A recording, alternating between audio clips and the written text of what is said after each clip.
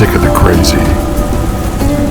Are you tired of the lies? Well, maybe it's time to get ready for the Republic of the Real, because it's about to get real.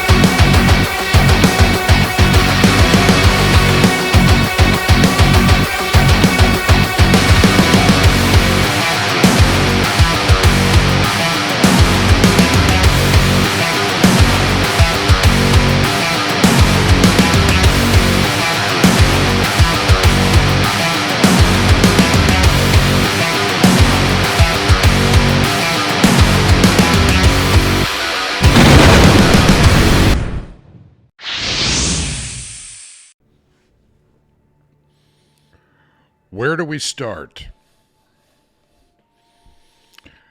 So I just finished listening to the White House press briefing, and it was as expected. I maintain that this administration is incapable of admitting and taking full responsibility for their own choices. I heard excuses, diversions, and misdirection.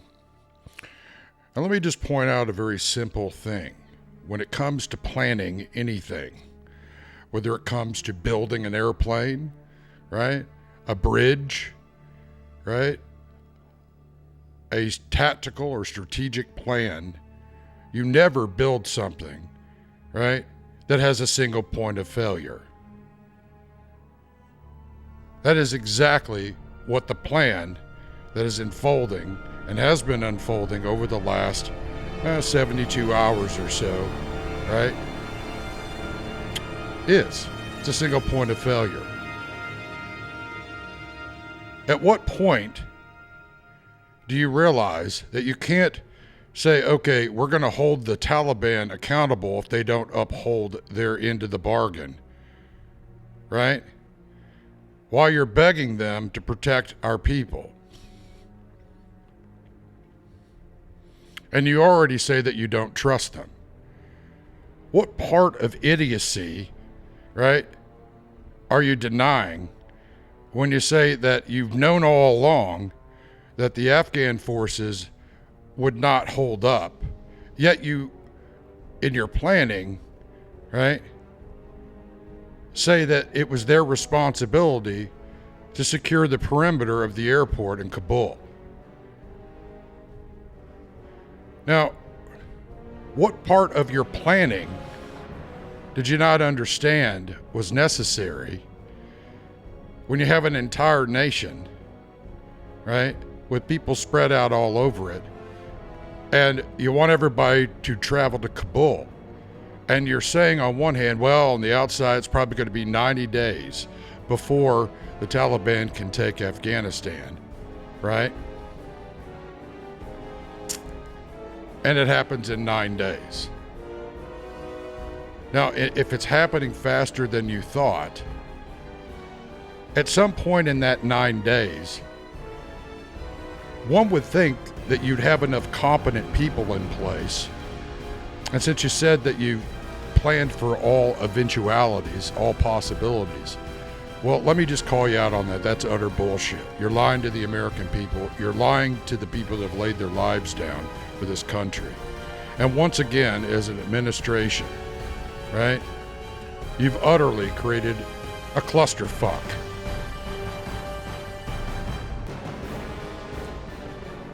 There's a point at which your duplicity, your lack of planning, right, your inability to think beyond the old playbooks and to think creatively and adapt is outed. You're out of the closet. Just like a lot of those in your administration that are out of their sexual identity closet. You've had a year at the Pentagon to plan how to do this. Right? At what point do you realize at the White House that you're a mixed cup?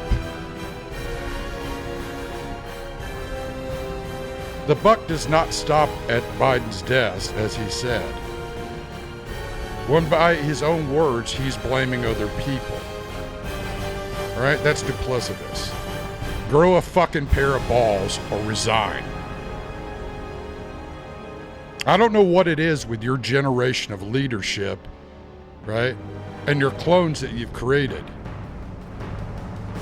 But I'm here to tell you that most of this country not only doesn't believe in you, they want you removed. Right? They don't believe in what you're doing in D.C. And that's across the spectrum. You have mismanaged absolutely everything. Let me put it to you like this. What has occurred in Afghanistan? And by the way, I've been for leaving there. Get all in or get all out.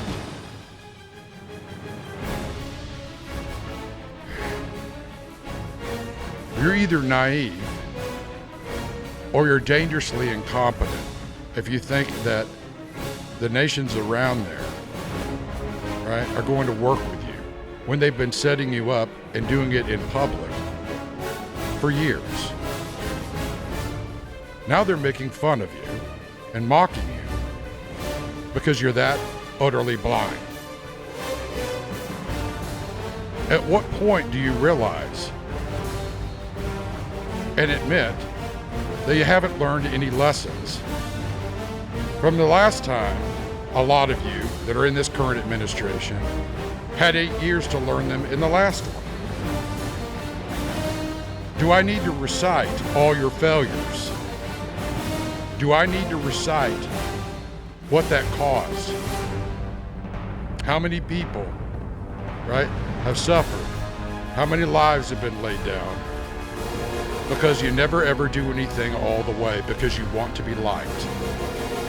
Sometimes you have to understand that you're going to have to make hard decisions and no one's going to like that, right? Now you're using that language right now, right? But the fruit is on the tree, right?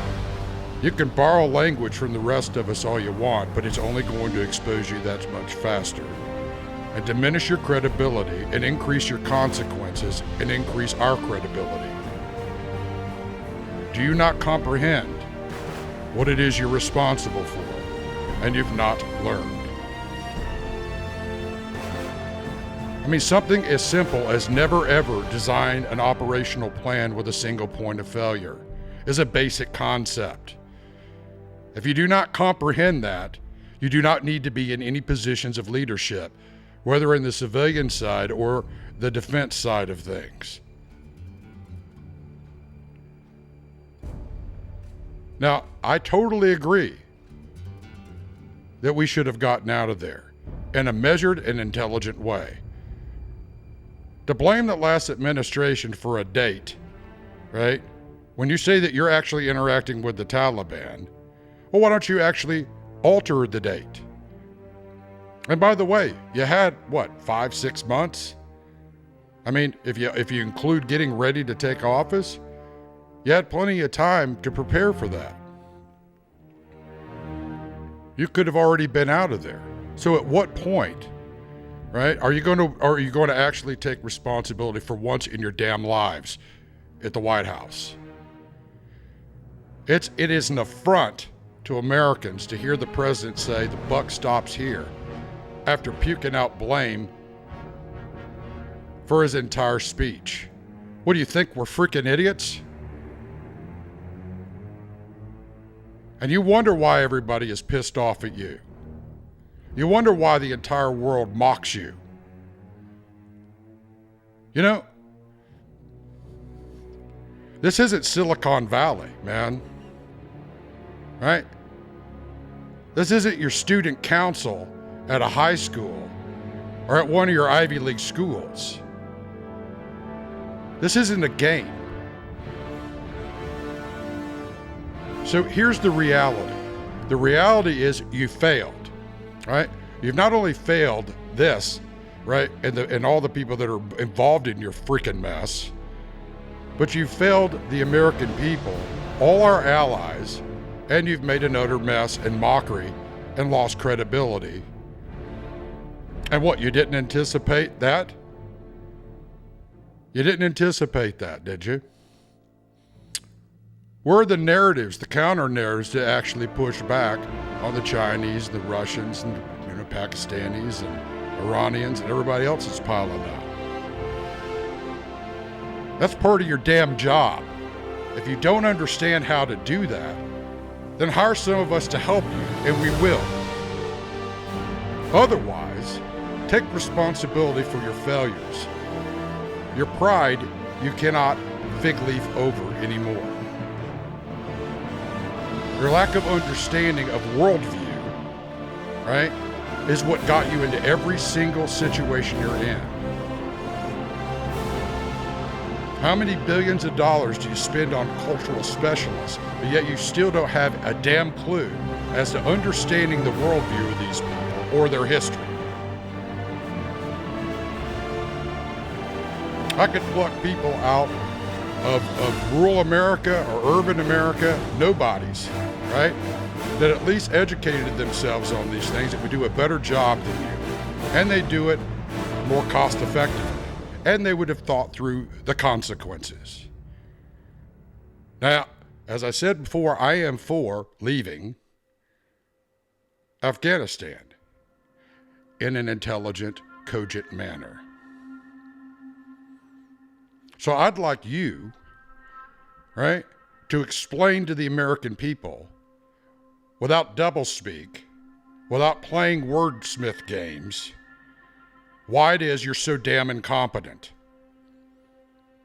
Take responsibility for all your failures, and having not learned from the past, humble yourselves and tender your resignations. Otherwise, not only are you going to be held responsible for what's occurred in this, you're going to be held responsible for all the times you didn't learn and all the blood that you're responsible for now in your stupid, idiotic, lack of planning and lack of foresight and creating chaotic cascade effects, right? That easily could have been red teamed out, gamed out, and looked at. And then all the people that warned you as the consequences, but you still wanted to do it your way.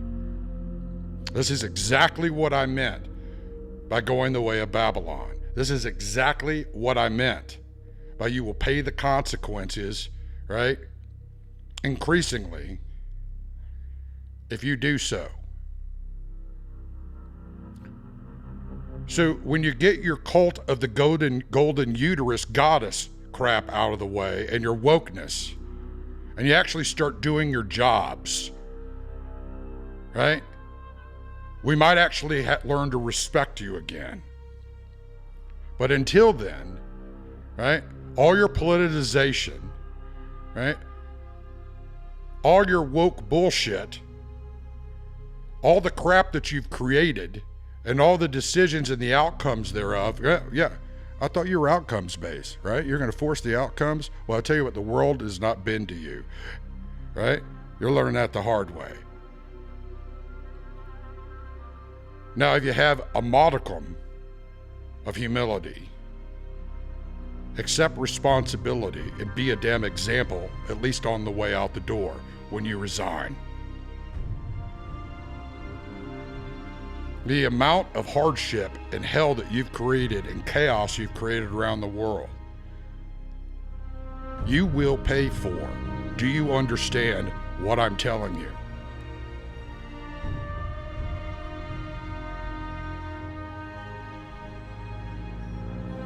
I could pull children.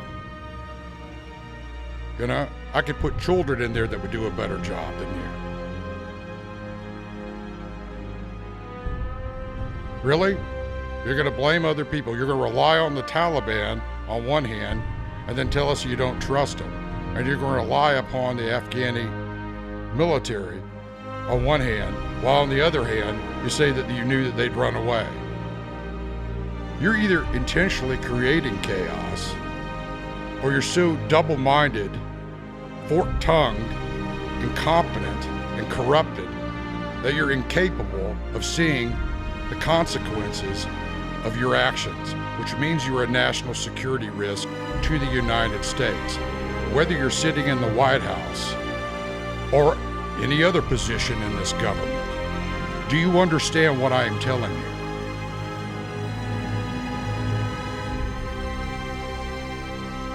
You haven't seen rage yet.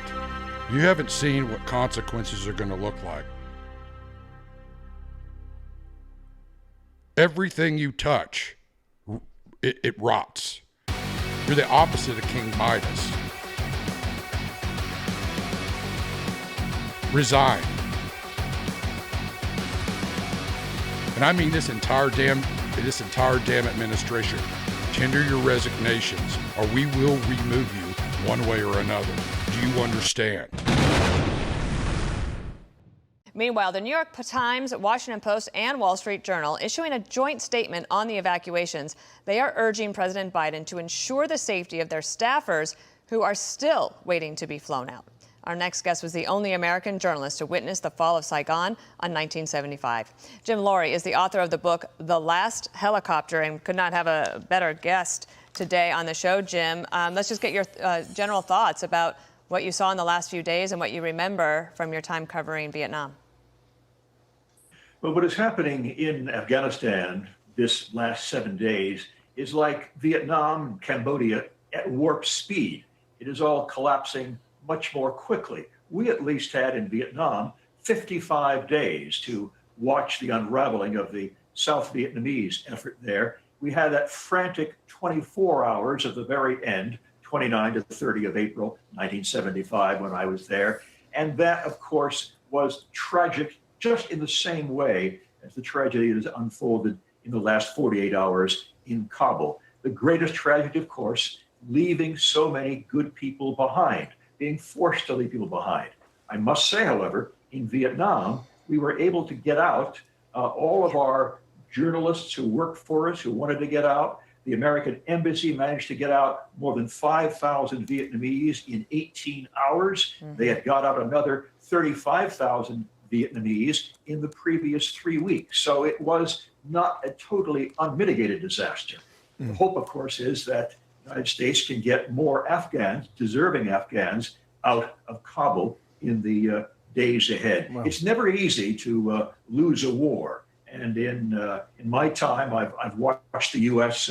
Leave tragically from Cambodia, and then a few weeks later from Vietnam. And it has been heartbreaking for me to see all this occur again. It's It's the only thing we can do now is try to get the people that we know out. In my book, I describe the difficulties that I had emotionally trying to get Cambodians out of Phnom Penh at the very end. So it is, to put it mildly, a totally tragic condition. Jim, pause one moment here, because this question's come up for 2 months now. In fact, it just came up a few days ago. Anthony Blinken was asked this question about Vietnam and comparisons and said this just the other day. This is not Saigon. We went to Afghanistan 20 years ago with one mission, and that mission was to deal with the folks who attacked us on 9/11. And we have succeeded in that mission. The objective that we set, bringing those who attacked us to justice, making sure that they couldn't attack us again from Afghanistan, we've succeeded in that mission. And in fact, we succeeded a while ago. So you think about the first part of his comment. He said this is not Saigon. Well, I don't know what you thought about when you saw this video of that C-17 rumbling down that tarmac at the airport yesterday. You know, what came back to you? Vietnam was all so different, but all so familiar when watching those pictures. I would say to Mr. Blinken that, of course, the context, the background, all of the Vietnam War was very, very different from Afghanistan. There's no question about that. The roots of the fall of Afghanistan, of course, go back quite some time. You can go back to February 19th, 2020, when the Trump administration decided to endorse, in a way, the Taliban. The Taliban then made their plans to take over Afghanistan. You can look at Vietnam and you see the impeachment of Richard Nixon. That was the cue for North Vietnam to step up its attacks against the South. And then the perception that President Ford was a weak president and would not reintroduce any sort of military force to Vietnam. Again, these were deciding factors back in those days and today. But clearly, there's nothing to be said about what we're seeing on the screen now, except that it is a human tragedy that we've not seen since, I would argue, 1975 Saigon. Jim Laurie, with the new book, The Last Helicopter, thank you so much. It's Thank you, Jim. Really interesting to get your perspective as we try to remember history. It's time to end America's longest war. It's time for American troops to come home.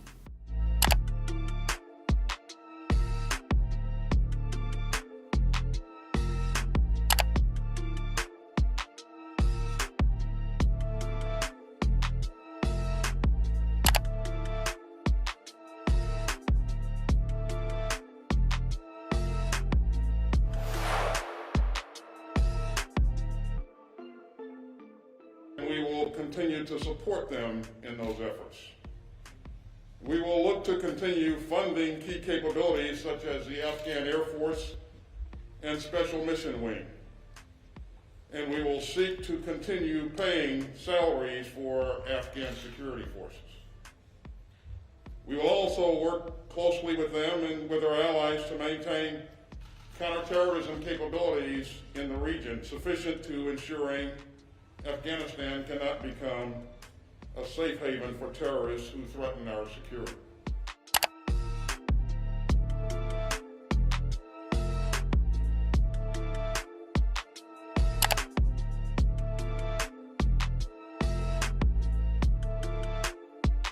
The plan has long been in together, out together. U.S. troops, as well as forces deployed by our NATO allies and operational partners, will be out of Afghanistan before we mark the 20th anniversary of that heinous attack on September 11th.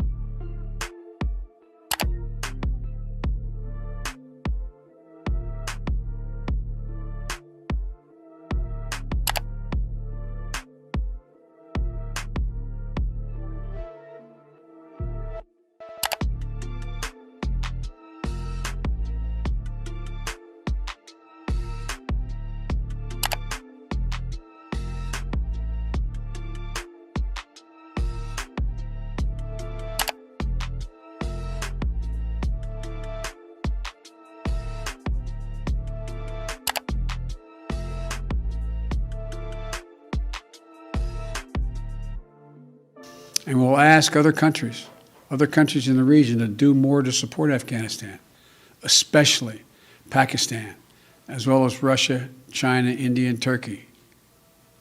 They all have a significant stake in the stable future for Afghanistan. So what are U.S. troops facing at the Kabul airport, and what's next for those who are successfully evacuated? Let's turn to our Chief Global Affairs correspondent, Martha Raddatz, for more on that. Martha, thanks for being on. What are you hearing from your sources about just the chaos of these evacuations? Well, the chaos we're seeing on television, there's quite a bit of chaos going on in some of the briefings inside the White House. I think there's a lot of finger pointing going on, according to a U.S. official I spoke to, wondering why the military isn't in place and the airport is not secured, clearly not secured.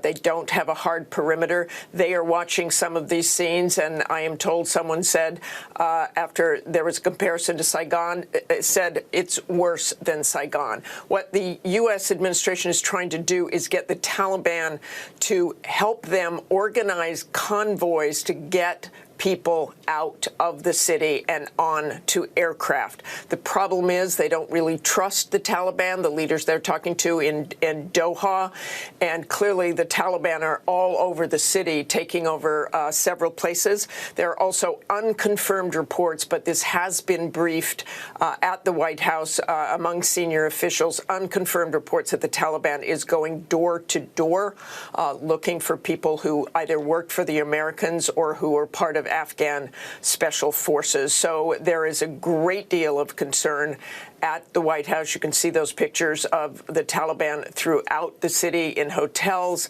Others are taking up positions on rooftops and really throughout the city. I know our Ian Pannell is there and has reported that he has been out today and has not seen really any women on the street. Women are in hiding, particularly women who have been outspoken in that country. There was a woman that I interviewed about 5 weeks ago who said she was determined to stay in Afghanistan and fight for women. She has now fled, and that is probably a very, very good idea that she has. Many, many other people would like to do the same. They, again, are trying to organize these convoys, but people are basically in hiding all over Kabul. Afghan nationals who helped the Americans. We talked to several of those people 5 weeks ago, and you're going to hear a very upbeat, not upbeat, but a very stark statement from President Biden, I think, about the efforts being made, and indeed there are efforts being made to get people out of there, but it is far more chaotic than described because people are literally in hiding. They have visas, some of them, but not nearly as many people as who need those visas to get out of there. It's literally in the tens of thousands, and I think it's probably just a couple of thousand who've already been taken out. And Martha, for those who have been able to make it out, where will they go? There's a massive effort right now in the government to find places for them to go. As we know, some will come to the United States. Others may go to some Middle East countries. They're looking at Muslim countries in particular to take these Afghan, which essentially will be refugees. There's another thing I want to say about this. We all look at these terrible, chaotic scenes and so hope that people can get out of there and be safe. But imagine these people who have done work for the United States, who risk their lives to work for the Americans and help them out during these past 20 years. They're going to be completely displaced. People are leaving without luggage, without anything, taking their families, gathering them up, don't know where they will end up, and essentially starting their lives over. One of the interpreters who I interviewed when I was there 5 weeks ago was shaking 5 weeks ago, absolutely shaking, said, "We will be killed. We will be beheaded if the Taliban takes over Kabul." That person is still in hiding, does not yet have a visa to get out. He had 3 beautiful daughters. I keep thinking about them today. It is just a horrifying situation there. You know, and Martha, you're reporting from Afghanistan, just 5 weeks, as you say, essentially foretold what we're watching from American commanders themselves who told you that the situation was not looking good. How did this come as a surprise? Did it come as a surprise to you? It doesn't sound like it. And do you think it did to the White House? You know, Terry, as soon as I landed in Kabul at the end of June, It just felt different. It felt dangerous. You talked to people who were terrified that the Taliban was going to take over. There were reports that they were getting closer to Kabul, and I know the Pentagon and others would say, no, they're outside of Kabul. They're outside of Kabul. Definitely the intelligence community thought eventually there might be a takeover, but that was mostly 12, 16 months away. You didn't hear from anybody that it would be so immediate. We really underestimated what the Taliban is capable of doing.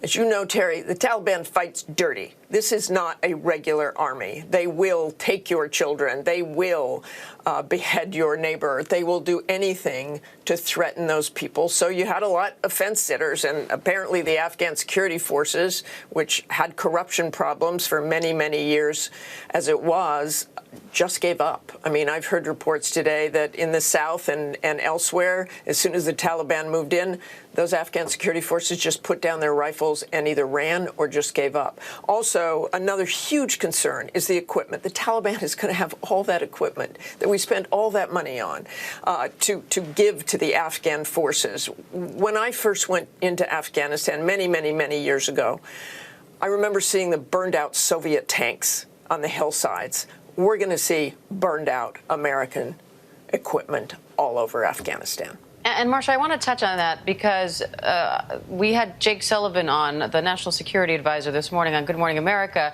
talking about the readiness of the Afghan forces. Listen to what he had to say. The president did not think it was inevitable that the Taliban were going to take control of Afghanistan. He thought the Afghan National Security Forces could step up and fight because we spent 20 years, tens of billions of dollars training them, giving them the best equipment, giving them support of U.S. forces for 20 years. And when push came to shove, they decided not to step up and fight for their country. So, Martha, what's your take on that response? Was the Afghan army unprepared or just unwilling to fight? And either way, why not after all these years of training?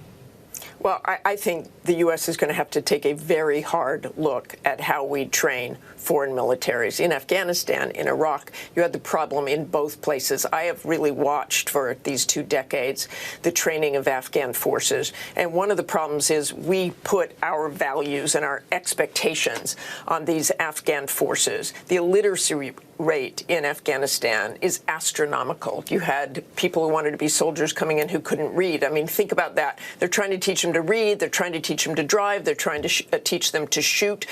They can't really read a stop sign. There are other examples. They can't really count. So they bring these forces in. They give them complicated assignments, complicated weapons, and expect them to do what we do here without that background, without that cultural knowledge that these forces have. So I think there really does have to be some sort of reckoning about these forces and what we have done these past 20 years. Also, you know, you talk about the Afghan forces and just putting rifles down. I talk about that. If the Americans abandoned them, which so many years it was shoulder to shoulder, that was the motto, shoulder to shoulder, the U.S. and Afghan forces, and suddenly there is no shoulder to lean on. They ripped that Band-Aid off and got out of there. And of course, they got out of there before U.S. forces got out of there before the vulnerable Afghans were taken out. And I guess, Martha, also the question, what would they have been fighting for? What is the nation of Afghanistan? You mentioned you were there, as was I, years and years ago. The original mission to get rid of al-Qaeda, which had taken over a sovereign country to launch attacks around the world. That mission was accomplished. And then it became this, let's set up a democracy out there. What are the lessons as this tragedy unfolds today about the efforts that America made, not just to stand up an army, but to stand up a democracy? And there are policy decisions that the U.S. has to look at. I mean, I've said this is a failure of diplomacy. It's a failure of intelligence. It's a failure of military training. It's really a failure of what is it we were trying to do there. And it goes back decades. That what is it beyond going after al-Qaeda, beyond not having a safe haven for terrorists, which may well ramp up again? What is it we were trying to accomplish? There are people there who had an expectation from America. Look back at things that our presidents have said. George Bush about helping young women, helping women get an education. We did that. There's an expectation that that would continue. I think that is nearly impossible now. We say we will keep providing aid, but with the Taliban in control, I don't know what's going to happen to those women, but they are in desperate shape right now, Terry. Well, and Martha, you just touched on my next question, because the Taliban takeover in Afghanistan, it is expected to have a dire impact on the freedom of those women, many of whom are now educated and they know exactly what they're giving up. So what happens to them now? And that's a good point. Many who are educated and many who weren't even born when the Taliban was in control. I think 62% of the country is under the age of 25. So even those who were born have very little memory of what it was like to have the Taliban there. I met a lovely young woman who had been blown up in her school a couple of months ago, a suicide bombing, and more than 80 others were killed in that bombing. And that girl was determined to go back to school. I keep thinking about her. What is going to happen to her? Is her education over? Is her life in danger? All right, Martha Raddatz, as always, thank you, Martha, for your reporting and your analysis. You bet.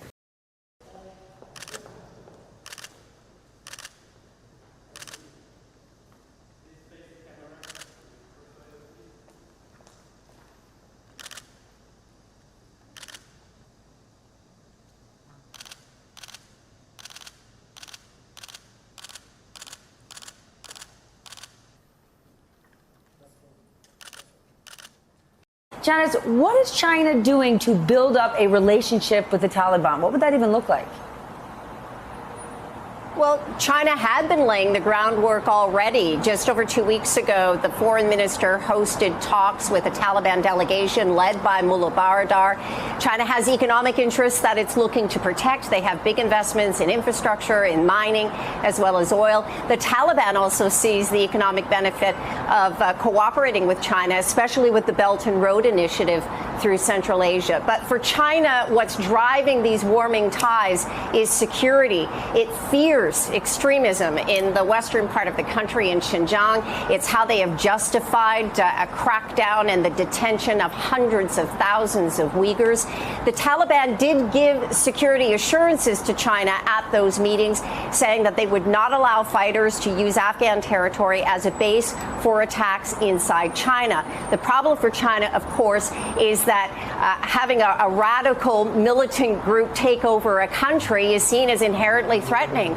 There are also concerns about an inspiration effect that a Taliban resurgence could have regionally. So for now, China is not outright recognizing the Taliban as the legitimate government of Afghanistan, but they are recognizing that the Taliban is in power. And in that sense, they appear ready to extend at least cautious support, and they're among the few countries to do so.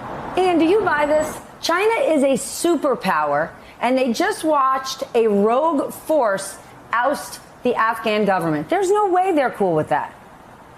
They're not cool. They wanted the Americans to stay because the Americans are paying for it, and it was maintaining a level of stability. The likelihood that the Taliban take over the country, as we saw, very high. The likelihood they can keep it, that they can actually maintain some sort of stability and not have a failed state that becomes warlordism, that becomes a haven for massive extremism, for lots of refugees, some of which China would also have to deal with, destabilizing the region.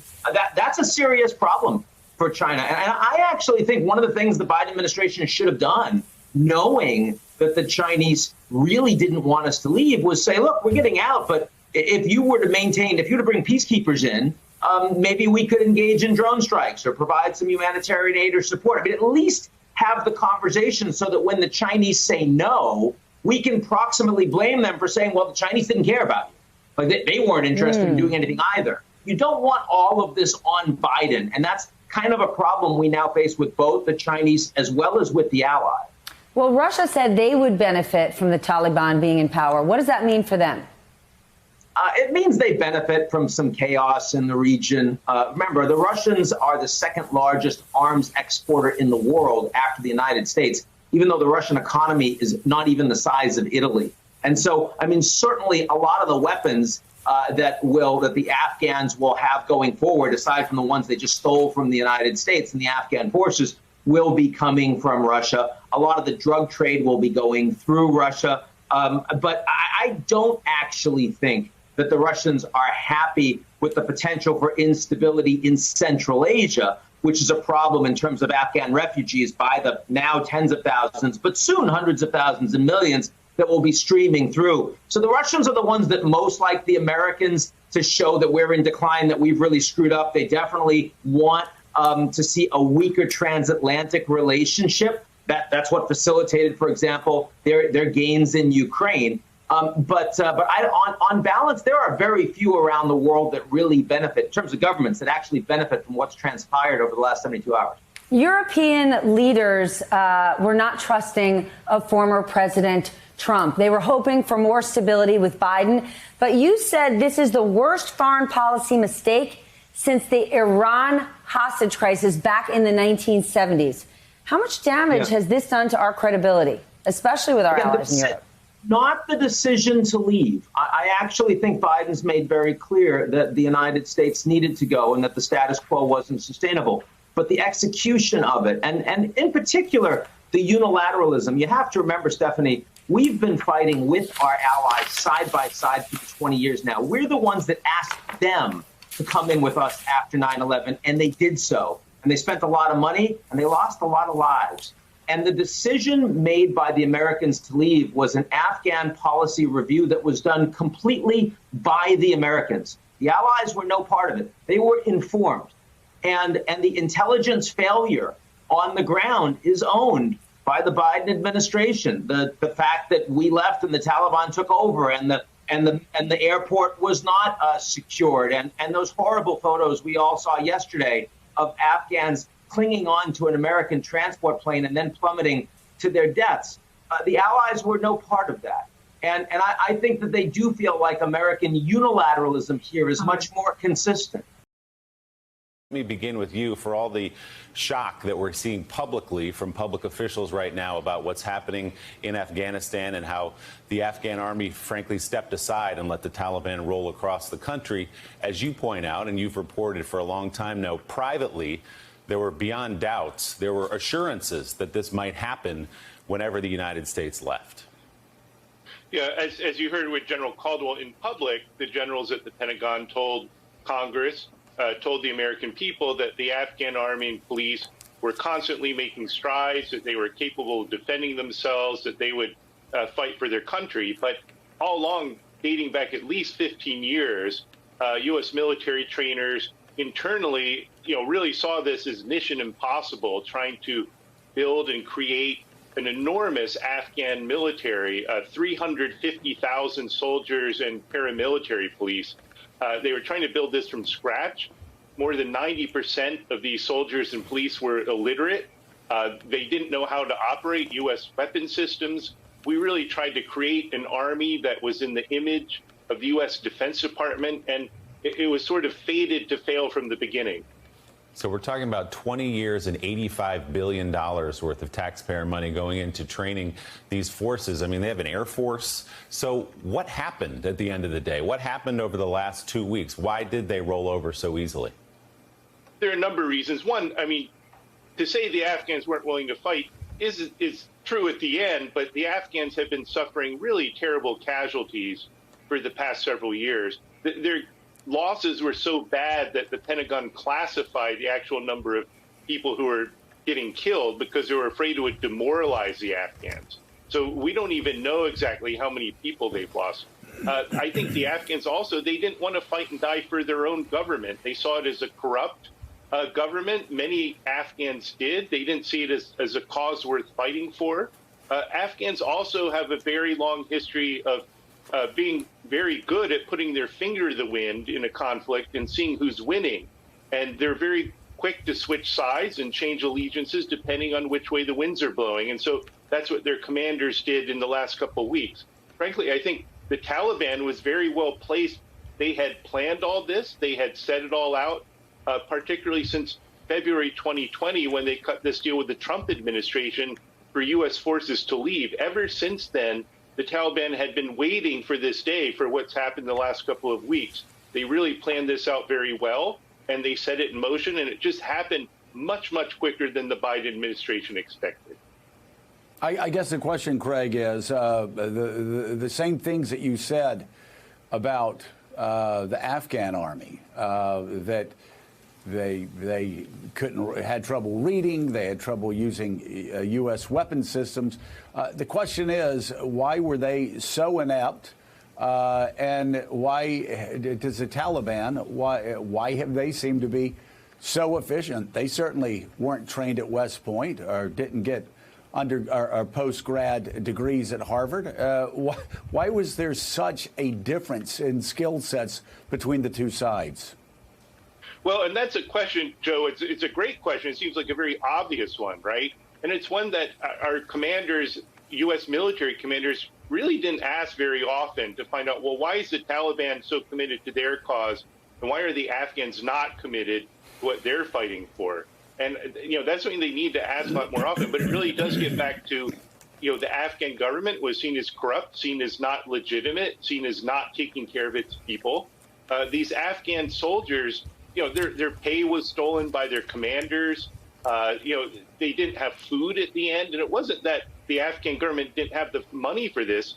U.S. taxpayers have been spending billions of dollars a year to train, equip, pay the salaries, pay the food, pay everything for the Afghan army. Yet they had police and soldiers for months that would go without food, go without ammunition. So it was being stolen by their own commanders. So who would fight for that, right? Who's going to, give up their life or feel like they're committed to a cause like that? Of course, nobody would. And yet the Taliban, in contrast, they see their mission as trying to expel the foreign invaders. That their propaganda is very good, very effective at finding recruits who are willing to kick out the U.S. superpower from their country. People are always willing to fight for a cause for their country in their regard. I think the Taliban was more willing to fight for their country than the Afghan military is willing to fight for their government. As you know, I'm from Afghanistan, and I'm very upset today because Afghan women didn't expect that overnight all the Taliban came. They took off my flag. This is my flag. And they put their flag. Everybody is upset, especially women. Let me say with all respect that I understand, and we all understand, the anxiety and the fear and the pain that you're feeling. It's clear and it's evident. And nobody here at the Pentagon is happy about the images that we've seen coming out in the last few days.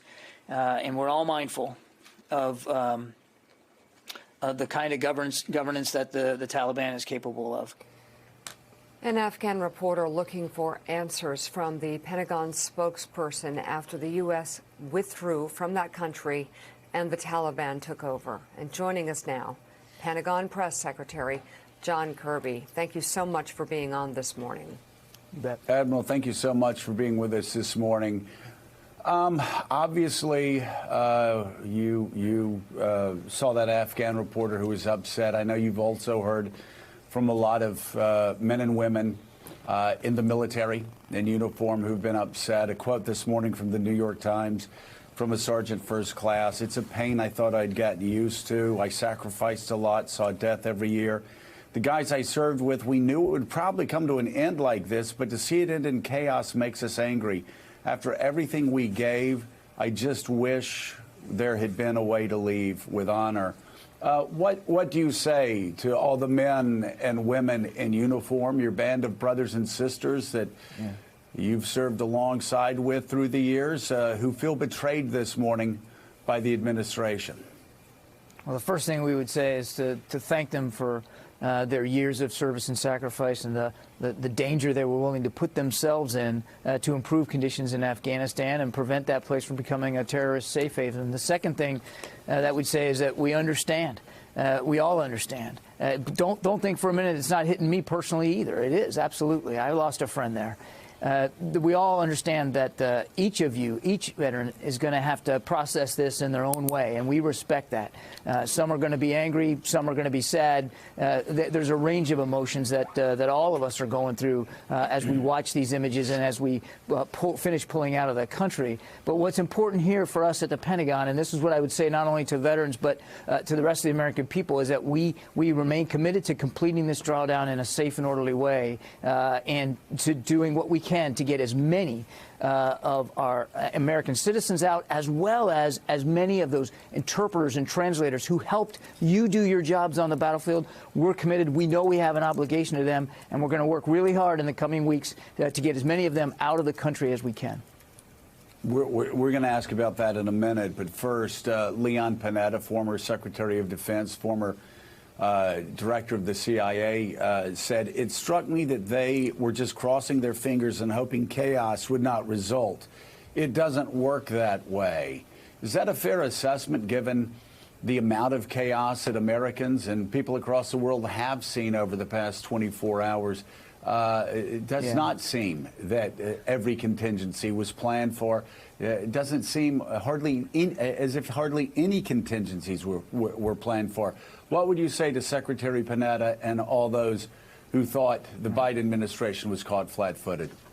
Well, what I can say, Joe, is that we'd been planning for non-combatant evacuation operations since as far back as May, right after the president made his announcement that he was going to withdraw all our troops back in April. In fact, we held a big drill here at the Pentagon downstairs in the Joint Operations Center with the entire interagency to walk through what the retrograde was going to look like, the withdrawal, as well as including the possibility for these kinds of evacuation operations. And just as recently as 2 weeks ago, we held a tabletop exercise here at the Pentagon to walk through what it would look like to do exactly what we're doing now, which is a non-combatant evacuation operation from Hamid Karzai International Airport. Now, look, we planned for almost every contingency here at the Pentagon, but as an old military maxim says, no plan survives first contact. So obviously we had to adjust in the moment, and it would have been difficult to predict for the level of mayhem and chaos that we saw there.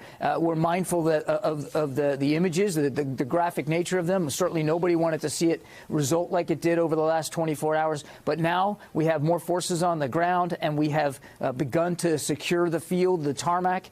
Certainly the north side of the airport is back up and running again with military aircraft, and security seems to be better at the southern side, although we're going to be working on that throughout the day. So, look, we plan for a lot of contingencies, but no plan is ever perfect, and no plan can be perfectly predictive in terms of what friction, what unknown aspects and factors you're going to deal with on the backside. Admiral Kirby, good morning. It's Willie Geist. A lot of people have taken issue with that idea that the Pentagon planned for all contingencies. It's something that President Biden said yesterday in his remarks from the White House. When you look at those scenes yesterday, planning for that contingency to most people would have looked like getting our allies, getting those interpreters out before, say, we left Bagram Air Base a couple of months ago, before the American troops left. Should we not have secured all those people who helped America over the last 20 years before our troops left? We were working on this issue of special immigrant visas with the State Department from a very early part of the spring. As you know, that is a process that can be fairly lengthy, but we've been working with the State Department. We stood up a task force here at the Pentagon in early July to help feed into the State Department's processes.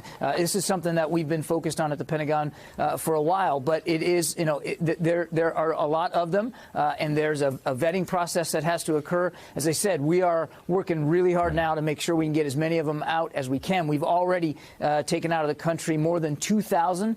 Some of those have been placed here at Fort Lee in Virginia. Others are going straight in to relocation centers around the country, to non-governmental organizations are helping them place them in the country. I guess the question people have is why not take care of that and secure all these people and ensure their safety before American troops left, even if it meant keeping that small footprint of American troops there for a little bit longer?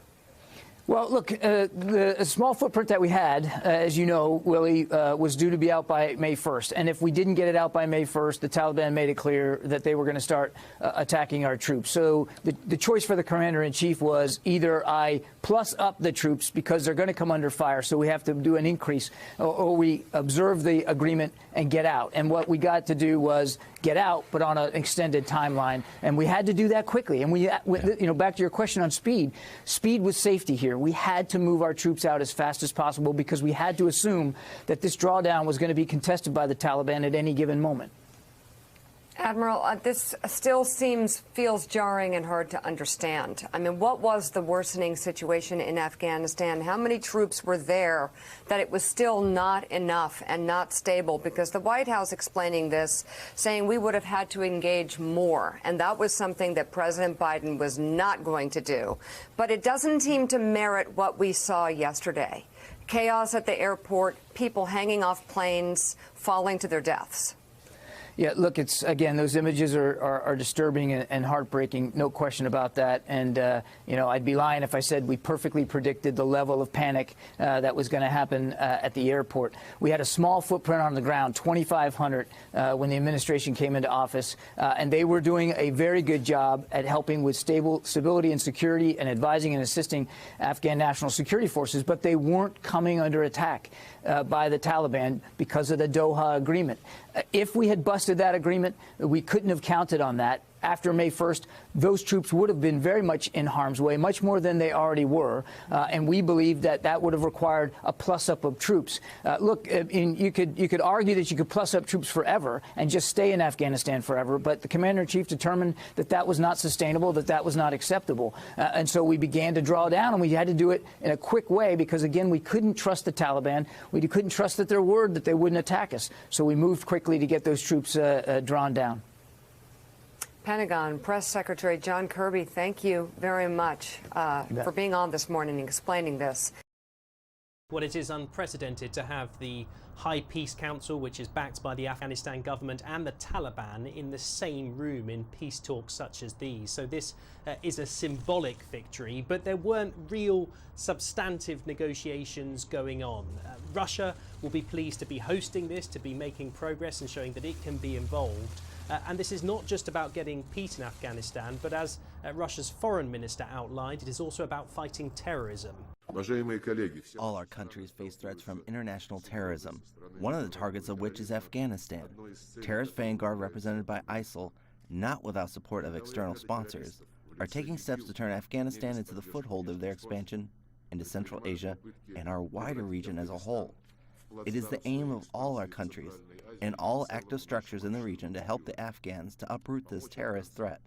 But in terms of getting an actual peace deal, that is still a long way off, in part because the US weren't present today and the Taliban are still saying that they only want to negotiate with the US, and also the Kabul government itself wasn't present. It had sent its High Peace Council, which is the unit that will look at reconciliation, but Kabul itself decided not to come because it felt like it had been left out by Russia, that this whole process should be led by Afghanistan, and Russia was taking the lead and not giving Kabul a prominent enough role. So there are some significant challenges for these peace talks to solve if they are going to solve a problem that is so complex and long-lasting as the deadly violence that's been happening in Afghanistan. Dan Ashby, CGTN, Moscow.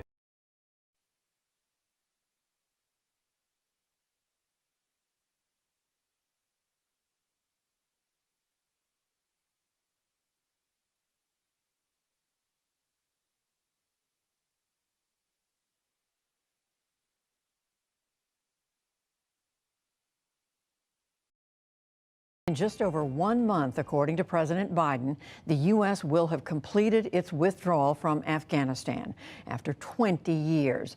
But for those 2 decades, Afghanistan's neighbor to the east, Pakistan, has been a key player in the regional dynamics and stands long accused by the United States and Afghanistan of supporting Taliban insurgents. In a moment, I'll have an interview with Pakistan's Prime Minister, Imran Khan. But first, some background on him and the fraught relationship with the U.S. and Afghanistan. From the 1970s to the early 90s, Imran Khan was a professional athlete, a cricket star, guiding Pakistan's national team to victory. Now, as Pakistan's prime minister, he's leading his country at a time of regional tumult. As the U.S. leaves Afghanistan, the Taliban is making swift territorial advances. When the Taliban recently took over a key Afghan-Pakistani border crossing, residents on the Pakistani side seemed to celebrate, waving Taliban flags and honking horns. Recently, Afghan President Ashraf Ghani made a long-standing accusation. Pakistan provides insurgents safe haven. Intelligence estimates indicate the influx of over 10,000 jihadi fighters from Pakistan and other places in the last month, as well as support from their affiliates in the transnational terrorist organization. Khan said he took offense. And I feel really disappointed that we have been blamed for what is going on in Afghanistan. What is happening in Afghanistan is over 2 decades of conflict. But for more than 2 decades, the U.S. has accused Pakistan, especially its intelligence services, of providing sanctuary and support to the Taliban. The breaking point was a series of brazen attacks in 2011. The first on the Intercontinental Hotel in Kabul killed more than 30 people. Then U.S. Joint Chiefs Chairman Mike Mullen directly blamed Pakistan's support for the Taliban-linked Haqqani network. The Haqqani network, for one, acts as a veritable arm of Pakistan's internal services intelligence agency. At the time of Mullen's remarks, Khan said the U.S. should take advantage of the relationship between Haqqani and Pakistan's powerful ISI intelligence service. I do not think that ISI controls the Haqqani network. Yes, they would have connections with them. And if I was the United States, I would use this connection of the ISI with the Haqqani network to actually get them on the negotiating table. Khan has stoked controversy with comments about sexual assault. He recently said that in Pakistan's conservative society, women who do not cover themselves risk consequences. It is a completely different society, way of life here. So if you raise temptation in the society to the point, and all these young guys have nowhere to go, it has consequences in the society. Those comments spurred protests, including this one in Karachi. We do not accept these kind of theories that because of us and the way we dress, there is immorality, that there is rape. This is totally unacceptable. Now to my interview with Prime Minister Khan. He was in Islamabad, Pakistan's capital, when we spoke this morning. Prime Minister Khan, thank you very much for joining us. Let me start by asking you your assessment of the situation in Afghanistan right now, with U.S. troops almost completely out after 20 years.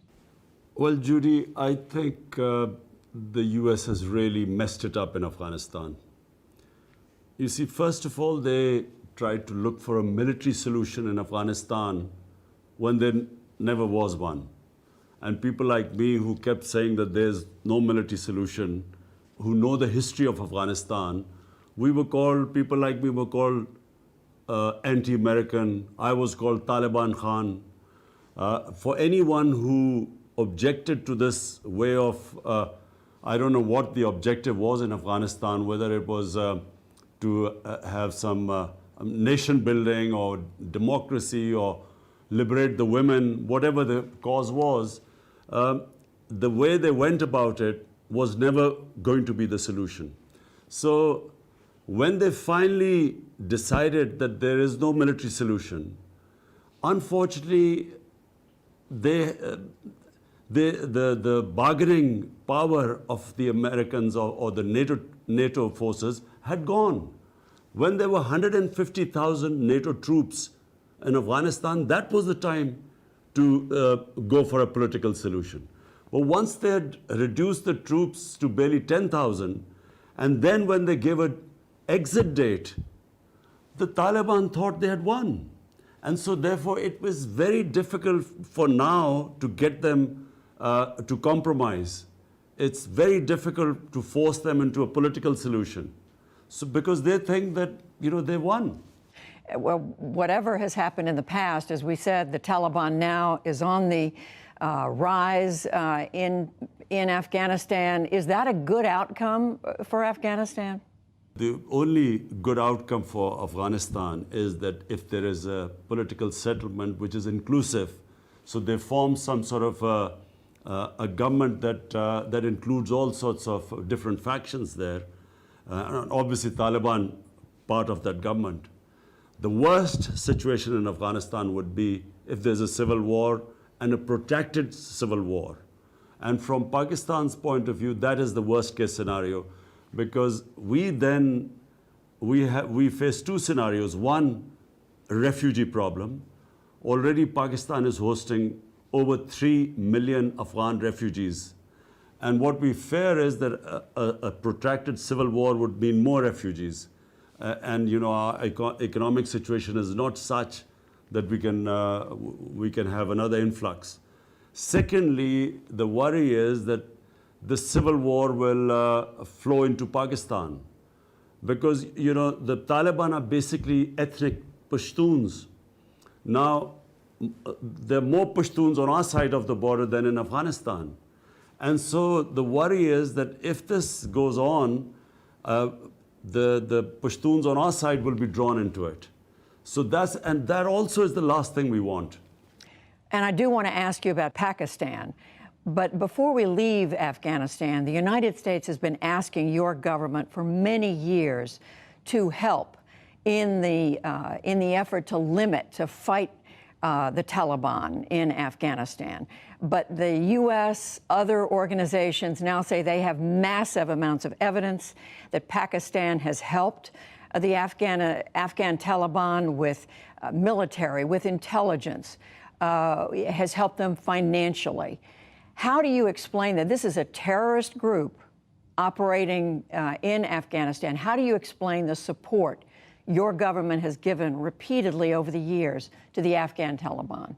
Judy, I find this extremely unfair. And so you should know a little bit of the history. Come 9/11, Pakistan had nothing to do with what happened, the terrorist act in New York. Pakistan, in the sense that Al-Qaeda was based in Afghanistan, there were no militant Taliban in Pakistan, no Pakistani was involved. And so when the Pakistani government decided to join the US's war on terror, this country was devastated by that. 70,000 Pakistanis died in that war, which we had nothing to do with. We had over $150 billion lost to the economy. It's not the only thing that's blamed, but it's an important thing that's blamed, in that the Afghan Taliban has always been able to have a safe haven next door in Pakistan. And again, the U.S. says it has mountains of evidence that your ISI, other elements of the Pakistan military, have helped the Taliban in Afghanistan over the years. Just in the last few days, there's a report 10,000 Pakistan fighters have crossed over the border to help the Taliban in this most recent fighting. So this is going on right now. Judy, for a start, this 10,000 Taliban, or they call the Afghan government said jihadi fighters, have crossed over. This is absolute nonsense. Why don't they give us evidence of this? Firstly, let me just go back. When they say that Pakistan gives safe havens, sanctuaries to Taliban, where are these safe havens? When we say there are 3 million Afghan refugees in Pakistan, who are, by the way, the same ethnic group as the Taliban, Pashtuns. Now, there are camps of 500,000 people. There are camps of 100,000 people.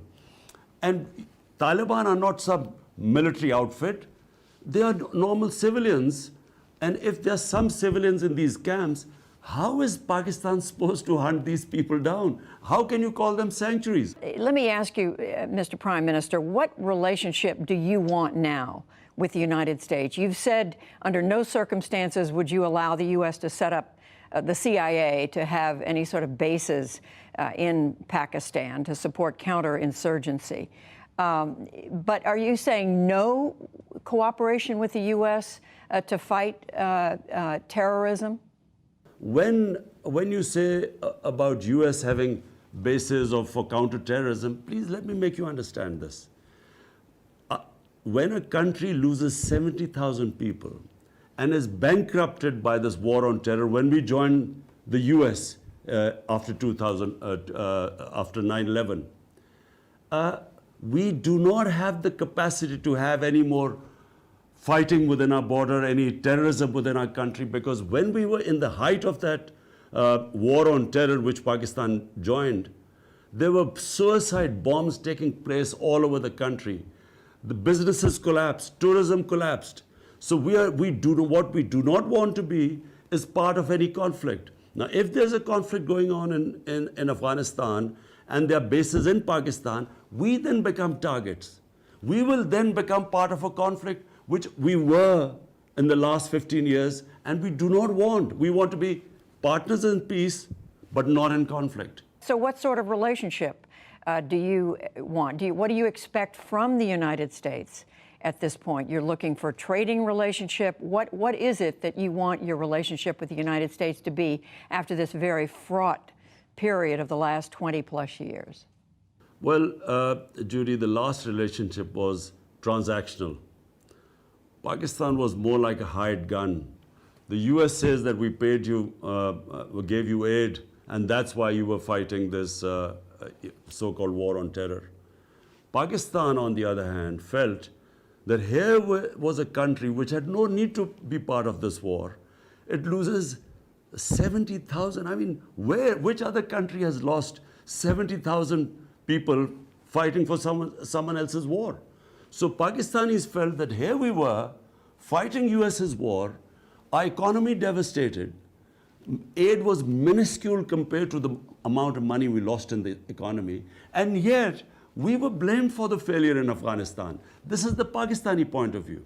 Now, Pakistan's position is very straightforward. We want to help, and we have helped, getting the Taliban to talk to the US, got them on the dialogue table. We have done our bit. Now, what we cannot afford now, if there is civil war, what US wants is bases in Pakistan, if there's civil war in Afghanistan. So, but if there's civil war in Afghanistan, we will immediately get stuck into it. There will be terrorism within Pakistan. We do not want, apart from anything else, our country cannot afford it. We have just recovered from a desperate economic situation, and we do not want to go through it again. I hear that message. At the same time, do you expect that if the Taliban does succeed in Afghanistan, you're going to have a country next door where women, for one thing, are not allowed to have an education after the age of 8, that you're going to have a country run by a group of terrorists, in effect? But Judy, what are we supposed to do about it? I mean, here were the US for 2 decades in Afghanistan trying to force a military solution. The reason why we are in this position now is because the military solution failed. Now, what choices have we got? The best choice is that somehow we have a political settlement of Afghanistan where it is, as I repeat, an inclusive government. So Taliban sit down with the other side and they form an inclusive government. This is the best outcome. There is no other outcome because the military solution has failed. Are you prepared to accept Taliban victory next door? You're saying, in essence, there's nothing more Pakistan can do. Absolutely. There is nothing more we can do except push them as much as we can for a political settlement. That's all. But what happens in Afghanistan, we can only pray that the people of Afghanistan decide what government they want. And so we hope that that's what will happen in the end. They'll form some sort of an inclusive government. But that's for people of Afghanistan. As far as Pakistan is concerned, we have done what we can. Last thing, I do want to ask you, take just a moment to ask you about a comment you made about the role of women in your country. You said in an interview last month that women themselves bear a large part of the responsibility for the concerning rise in the number of rape cases in Pakistan. I want to ask you if you truly believe that. I mean, you're someone, you've lived in the West, you've traveled widely around the world. Do you believe women bear a large part of the responsibility for this? Look, Judy, anyone who commits rape, solely and solely that person is responsible. So let's be clear about that. No matter how much ever a woman is provocative or whatever she wears, The person who commits rape, he is fully responsible. Never is the victim responsible. My comments were completely taken out of context. They were simply talking about Pakistan society, where we are having a sharp rise in sex crimes. And sex crime does not include just women. More than rape are child abuse, which is going through the roof. So my comments were in that context, and I used the word parda. In Islam, parda does not mean just clothes. And parda is not restricted to women only. Parda is for men as well. It means bringing the temptation down in a society. This is what I was talking about, and it was taken out of deliberately. And I have to say, because I know all the interviews I've given, never would I say such a stupid thing where a person who's raped is responsible for somehow. It's always the rapist that is responsible. Do you believe that the importance in your country of Islam complicates your ability to do something, to take a stronger stand against violence against women? Absolutely not. Islam gives dignity, respect to women. In fact, let me say, having traveled all over the world, I find that in Muslim countries, in Pakistan, even in other Muslim countries I've seen, women have far more treated with respect and given more dignity. You have odd cases everywhere in the world, but you look at the situation in Pakistan even now, I mean, look at the rape cases here, compare it to Western countries, they are minuscule compared to them. Yes, we have our issues, we have certain cultural problems, every nation has that. But that comes with cultural evolution, with education. But as far as a woman's dignity goes, respect, I can say after going all over the world, this society gives more respect and dignity to women. Thank you, Jen, and hello, everybody. I'm going to start with just an update in terms of the president's engagement today in engaging with his national security team, and then make a few comments broadly on the situation, and then I'll be happy to take your questions. This morning, the president spoke with his military commanders for an operational briefing on the security at the Hamid Karzai International Airport, commonly known as HKIA. He spoke with Secretary Austin, Chairman Milley, General McKenzie, Admiral Vaisley, and myself. The president was briefed that DoD personnel have now secured HKIA. HKIA is open, and U.S. military evacuation flights are taking off. Following this operational briefing with his military commanders, the president and the vice president met by secure video conference with their national security team to hear intelligence, security, and diplomatic updates on the evolving situation in Afghanistan. They discussed the status of ongoing evacuations of U.S. citizens, SIV applicants, and other vulnerable Afghans at risk, and how we would do this safely and efficiently, and with a laser focus of the team on monitoring for and preventing any potential terrorist threats at or around HKIA, including from ISIS-K. They were joined by Secretary Blinken, Secretary Austin, Chairman Milley, Director Haynes, Director Burns, myself, Ambassador Wilson, Ambassador Khalilzad, General McKenzie, and other senior officials. Just to say a few words about where we come from and where we are. I want to start by saluting our troops and our civilian personnel at the Kabul airport. I want to salute the Defense Department, the intelligence community, the State Department, the Department of Homeland Security, and especially our country team in Kabul, who have been doing incredible work under very trying circumstances. They have safely and effectively drawn down our embassy compound and retrograded our diplomatic personnel. They have now secured the airfield and are conducting flights out of the country. They are moving American citizens, as well as Afghan nationals and third country nationals. They are facilitating flights for our allies and partners to get citizens and others out of Afghanistan. These operations will continue in the coming days as we move to evacuate American citizens and Afghan nationals who worked with us, along with other vulnerable Afghans. We are engaging diplomatically at the same time with allies in regional countries and with the United Nations to address the situation in Afghanistan. We are in contact with the Taliban to ensure the safe passage of people to the airport. We are monitoring for any potential terrorist threats, as I just mentioned, including from ISIS-K. We intend to continue these operations over the coming days before completing our drawdown. When you work on any policy issue, domestic policy, foreign policy, any policy issue, the human costs and consequences loom large. And we're all contending with the human costs of these developments. The images from the past couple of days at the airport have been heartbreaking. But President Biden had to think about the human costs of the alternative path as well, which was to stay in the middle of a civil conflict in Afghanistan. There are those who argue that with 2,500 forces, the number of forces in country when President Biden took office, we could have sustained a stable, peaceful Afghanistan. That is simply wrong. The previous administration drew down from 15,000 troops to 2,500 troops. And even at 15,000, the Afghan government forces were losing ground. What has unfolded over the past month has proven decisively that it would have taken a significant American troop presence, multiple times greater than what President Biden was handed, to stop a Taliban onslaught. And we would have taken casualties. American men and women would have been fighting and dying once again in Afghanistan, and President Biden was not prepared to send additional forces or ask any American personnel to do that over the period ahead. There have been questions raised about whether we should have drawn down our embassy and evacuated our Afghan allies earlier. These are reasonable questions. We did dramatically accelerate the SIV process and move out a substantial number of SIV applicants and their families.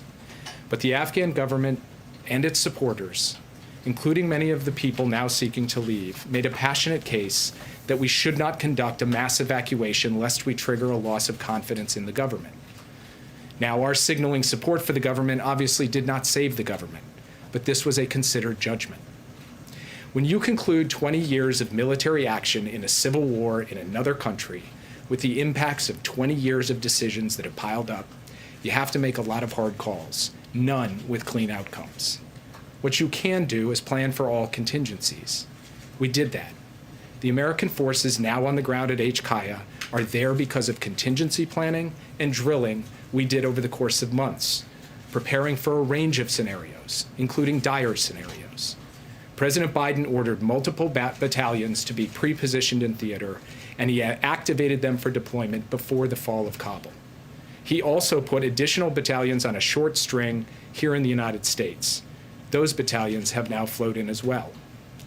Yes, there were chaotic scenes yesterday, but as Admiral Kirby said, even well-drawn plans don't survive first contact with reality, and they require adjustments, and we've made those adjustments. We will stay in close touch with our allies and partners in the days ahead as we contend with the immediate need to complete the evacuation mission and as we deal with the broader challenges posed by the new reality in Afghanistan. And we will remain persistently vigilant against the terrorism threat in Afghanistan and in multiple other theaters across multiple continents. We have proven in other places that we can suppress terrorism without a permanent military presence on the ground, and we intend to do exactly that in Afghanistan. And with that, I would be happy to take your questions. Yes. So I wanted to ask, the president yesterday said that the buck stops with him. I want to get an understanding of what did he mean by, what is he taking ownership of? Not just the decision to leave Afghanistan, but is he taking responsibility for the chaos that happened during the evacuations, for the decisions not to do evacuations sooner? Is he taking responsibility for that and for any bloodshed that may be happening right now? Is he taking responsibility for that? He's taking responsibility for every decision the United States government took with respect to Afghanistan because, as he said, the buck stops with him. I am also taking responsibility, and so are my colleagues, the Secretary of State, the Secretary of Defense, the Chairman of the Joint Chiefs of Staff, the directors of our intelligence agencies. We as a national security team collectively take responsibility for every decision, good decision, every decision that doesn't produce perfect outcomes. That is what responsibility is. Now, at the same time, that doesn't change the fact that there are other parties here responsible as well, who have taken actions and decisions that help lead us to where we are. So from our perspective, what we have to do now is focus on the task at hand, the mission at hand. You mentioned chaos at the airport yesterday.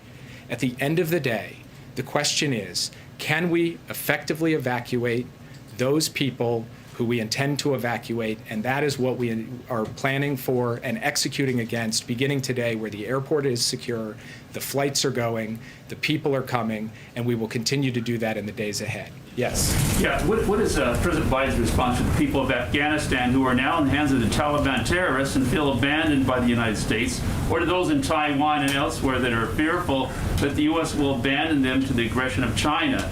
And follow-up to that is, what is President Biden's response to people in Israel and other countries who might also believe that the U.S. will abandon them to terrorists? So to the first question, President Biden and all of us, as I said in my opening comments, are heartbroken by the human consequences that have unfolded and could continue to unfold in Afghanistan.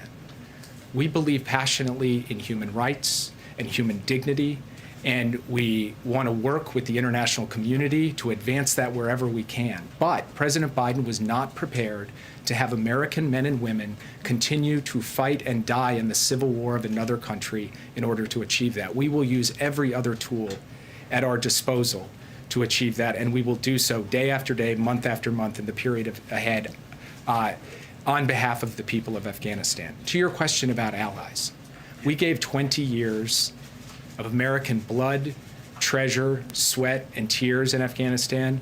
We gave them every capacity in terms of training and equipment to stand up and fight for themselves. And at some point, it was the time for the United States to say that the Afghan people had to stand up for themselves. We believe that our commitments to our allies and partners are sacrosanct and always have been. We believe our commitment to Taiwan and to Israel remains as strong as it's ever been. Keep in mind that with respect to Afghanistan, we said back in 2011 that we would be out in 2014. We stayed another 7 years, far and above and beyond the commitment that we made more than a decade ago. And the last thing that I would say is that President Biden is laser focused on accomplishing the core national security objectives of the United States. And when it comes to Afghanistan, that was getting bin Laden and degrading al-Qaeda. We accomplished that, and he believes it was time for our troops to come home. Yes. So just now, Jake, you described a kind of choice that the president that was in front of the president. Either save the folks, the allies in Afghanistan, the folks that helped the United States through the last 2 decades, or sacrifice more American young men. I think the question out there on Capitol Hill and around Washington and elsewhere is, wasn't there another choice? Wasn't there a way you could have ended, President Biden could have ended the war in the way that he wanted to end the war so that Americans don't sacrifice further lives for this war, but at the same time do a better job of either ignoring Ghani's request to not start evacuations, or figuring some way that we wouldn't end up in a situation where there's masses of people crushing through the airport, and the execution of the last 4, 5, 6 days that has seemed to just about everybody as not, is not the way a competent administration, not the result that a competent administration, has in the end. So isn't that a false choice? And why couldn't you do both? So first, what I would say is that we were clear-eyed going in when we made this decision that it was possible that the Taliban would end up in control of Afghanistan. We were clear-eyed about that. Now, as the president said in his remarks yesterday, we did not anticipate that it would happen at this speed, though we were planning for these potential contingencies. The reason I say that at the outset, that we knew it was possible they could take over, and that had to be built into our calculus in making the determination, as the president did, to draw down our forces, is because once the Taliban came into Kabul, we were going to be faced with a situation, no matter if there were still U.S. troops on the ground or no U.S. troops on the ground, of dealing with a significant number of people wanting to come to an airport to try to get evacuated. I'll give you an example. We communicated with American citizens for weeks, telling them to get out of the country. We offered financial assistance for those who wouldn't be able to afford to get on flights themselves. Many chose to stay right till the end, and that was their choice. We now are faced with a circumstance where we have to help evacuate those. That's our responsibility as the U.S. government. But the point I'm making is that when a civil war comes to an end with an opposing force marching on the Capitol, there are going to be scenes of chaos. There are going to be lots of people leaving the country.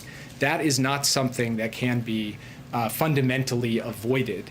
And so while it is a point for reasonable debate, in my view, as to how to think about the right moment to signal a complete loss of confidence in a government or not, and which is going to lead to more suffering and death or not.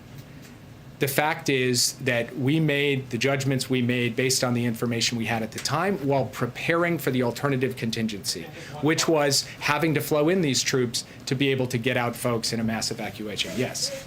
Do you believe that the mission could be completed by August 31st? As a national security advisor, what do you see the scenario on September 1st? Do you think the Taliban of 2021 are different than 2001? Do you see analogous situation to Iraq where a new terrorist organization will be born, like ISIS out of Al-Qaeda in Iraq, for example? So just on the last point, it's fairly well documented that the Taliban and ISIS-K fight one another, struggle against one another.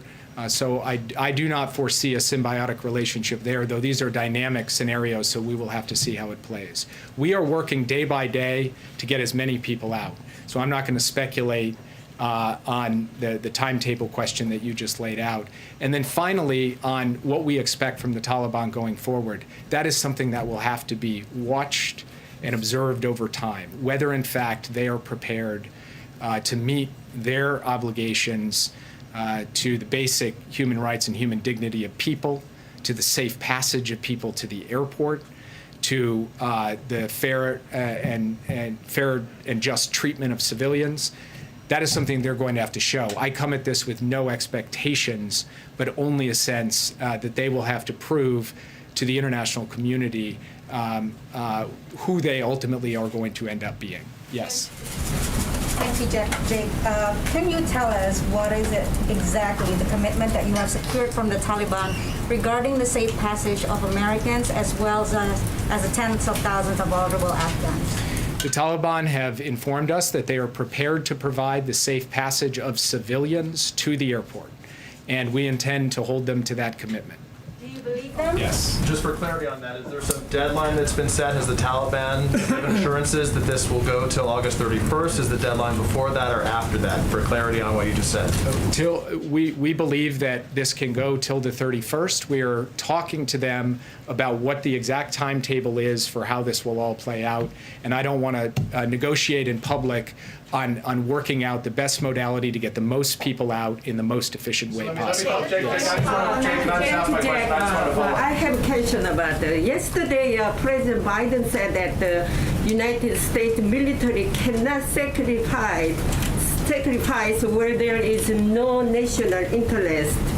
If the same analogous, will the U.S. withdraw troops from its allies, including South Korea? What is your comment? So the president, as he has said repeatedly, has no intention of drawing down our forces from South Korea or from Europe, where we have sustained troop presences for a very long time, not in the middle of a civil war, but to deal with the potential of an external enemy and to protect our ally against that external enemy. So it is a fundamentally different kind of situation from the one we are presented with in Afghanistan. Thank you. The president yesterday said the situation in Afghanistan unfolded more quickly than anticipated. You said it yourself just a few moments ago. But numerous officials have told ABC that there were key intelligence assessments warning the Taliban could overwhelm the country and take the capital within weeks. Did the White House disregard that intelligence and push ahead? I'm not actually familiar with the intelligence assessments you're describing, but I also don't want to get into specific intelligence products. And one thing I will not do from this podium or anywhere else is talk about what a different component of the interagency did or didn't do, because from my perspective, we are one team with one mission trying to execute and do so in the best interests of our interests and values. So I will leave it at that. In the last few days, If that mission is not complete by August 31st, and there are Americans and Afghan allies who remain there, will U.S. troops stay until everyone is out, or will they leave? So I'm not going to comment on hypotheticals. What I'm going to do is stay focused on the task at hand, which is getting as many people out as rapidly as possible, and we will take that day by So day. you can't commit to bringing back every American. There's a large number of Christian missionaries and aid workers that are particularly vulnerable because they're known to be Christians. Is there any plan to get them to the airport and get them out? We are working with a variety of different types of groups, journalists, aid workers, NGO workers, and so forth, to help facilitate their departure from the country. Yes. Talk about these contingency plans. The President of the United States left the White House on Friday. When did your administration know that another 6,000 troops were going to be needed for this withdrawal? So on Wednesday evening, the President convened the principals, this is last Wednesday evening, to discuss the deteriorating situation on the ground in Afghanistan. He posed the question as to whether we had to flow more forces in from the point of view of a contingency to draw down our embassy and to secure evacuation. Thursday morning, he gave the order to begin flowing those forces in. And then as we watched the situation unfold over the course of the coming days, we determined that we would go from step one of that contingency plan, which was about 3,000 troops, to step two of that contingency plan, which was about 6,000 troops. Why did he leave the White House? If on Thursday he knew, why did he leave the White House on Friday? The President worked throughout the entire weekend. I was intimately familiar with his working habits over the course of the weekend because I was on the phone with him constantly. Secretary Austin was on the phone with him, Chairman Milley, Secretary Blinken, the team in country. So he was monitoring developments hour by hour throughout that entire time and has been making a series of decisions about troop deployments, giving us direction and guidance about how to take the shape of this mission and make sure that we're executing it.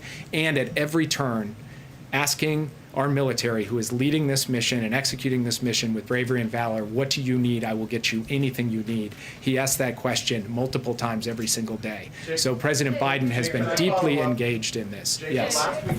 Jake. Sorry, there's a lot of anger in Australia this morning about the way this has played out. We've got citizens and then, of course, so many Afghans who have helped the Australian forces and helping the US mission over the past 20 years. Does the administration accept some responsibility, or perhaps what would be your response to those people who are trapped and some are fearing execution because of the exit strategy, or perhaps lack of competent exit strategy? We do take some responsibility for our allies and partners in Afghanistan. In fact, as I said in my opening comments, we are working to facilitate flights and have already done so for countries that have lined them up and gotten their citizens to the airport. And we'll be eager to work with Australia to help get out Australian citizens and other individuals who the Australians would like to see get out.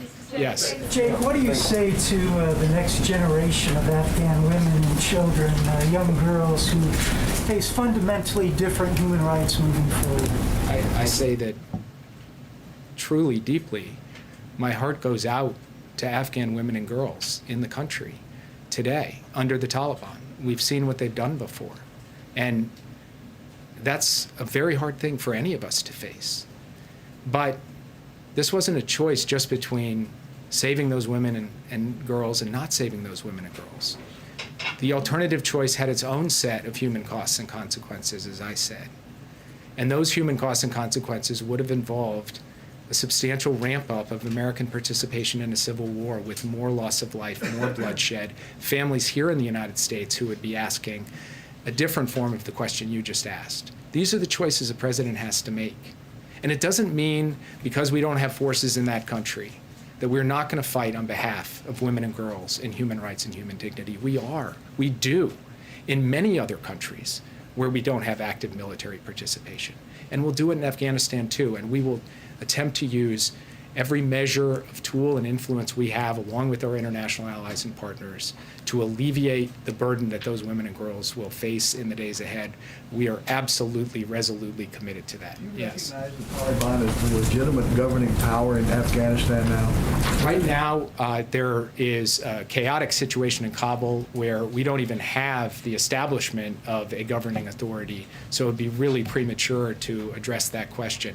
Ultimately, it's going to be up to the Taliban to show show the rest of the world who they are and how they intend to proceed. The track record has not been good, but it's premature to address that question at this point. Yes. You said that the Taliban has committed to safe passage to the airport, but our reporting is that they've set up checkpoints outside the airport. People are being beaten and whipped when they try and cross these checkpoints, and that some of the evacuation flights are leaving nearly empty as a result. What assurances do you have specifically about these checkpoints, and when do you expect them to stop doing this? So 2 things about that. First, the earliest evacuation flights in any evacuation tend not to have every seat filled because the process of getting any evacuation underway has a throughput issue. So we believe that that is being resolved with each successive flight, and we will be putting 300 passengers on your average military cargo plane heading out of the country, one after another, hot onloading and hot offloading. Second, in terms of people being turned away, by and large, what we have found is that people have been able to get to the airport. In fact, very large numbers of people have been able to get to the airport and present themselves. There have been instances where we have received reports of people being turned away or pushed back or even beaten. We are taking that up in a channel with the Taliban to try to resolve those issues, and we are concerned about whether that will continue to unfold in the coming days. As things stand right now, what we are finding is that we are getting people through the gate, we are getting them lined up, and we are getting them on planes, but this is an hour-by-hour issue, and it's something we are clear-eyed about and very focused on holding the Taliban accountable to follow through on its commitment. Yes. Jake, thanks so much. You've talked about your confidence in the contingency planning, and I'm wondering if, in hindsight, looking at the planning and execution, what this administration would have done differently, knowing what it knows now. It's a good question, and it's one that we will conduct an extensive hot wash, as we say. We'll take a look at every aspect of this from top to bottom. But sitting here today, I'm spending every hour I have focused on how we execute the mission we have before us, which is getting all of these people out. Yes. Jake, 2 questions for you. One, has the president spoken to any other world leaders since Kabul fell to the Taliban? Oh, sorry, I was looking at the wrong person. He has not yet spoken with any other world leaders. Myself, Secretary Blinken, several other senior members of the team have been engaged on a regular basis with foreign counterparts, and we intend to do so in the coming days. Right now, the main issue is an operational issue. It's about how we coordinate with them to help them get their people out. And we are operating through logistical channels and policy channels to try to make that happen. And Jake, yes. just to follow up on that, you just said that you will conduct a review of what went wrong here on the U.S.'s response. I know you said there are other additional factors, like what happened on the ground in Afghanistan that led to this. Will you publicly disclose what went wrong and who misjudged the intelligence here over how quickly the Taliban could take over? So first, I didn't describe that we were doing a, quote, what went wrong review. What I said is we'll do a hot wash. We'll look at everything that happened in this entire operation from start to finish, and the areas of improvement, where we can do better, where we can find holes or weaknesses and plug them as we go forward. And of course, we intend, after we've had the opportunity to run that analysis, to share that with people. Yes. Thank you, sir. You noted that you had encouraged Americans on the ground there to leave and that many chose not to. I just wanted to follow up on Weeja's question. Will the U.S. government commit to ensuring that any Americans that are currently on the ground in Afghanistan get out? That's what we're doing right now. We have asked them all to come to the airport to get on flights and take them home. That's what we intend to do. Yes. Former officials from multiple administrations, the Obama administration, the Bush administration, have said they are certain Afghanistan will become a safe haven for terrorists. I know you and the president have disputed that. What do you think those officials are getting wrong, and can you ensure that Americans are safer today because of your actions than we were several months ago? I want to be very clear about what our position is. Our position is that we are going to have to deal with the potential threat of terrorism from Afghanistan going forward, just as we have to deal with the potential threat of terrorism in dozens of countries in multiple continents around the world. We have to deal with the threat of terrorism in Yemen and Somalia and Syria. We have to deal with the threat of terrorism across the Islamic Maghreb. We have to deal with Al-Qaeda and ISIS-K. And we have to do so using a wide variety of tools, intelligence capabilities, defense capabilities, and yes, in some cases, the support we can provide to local partners to help them deal with the challenge.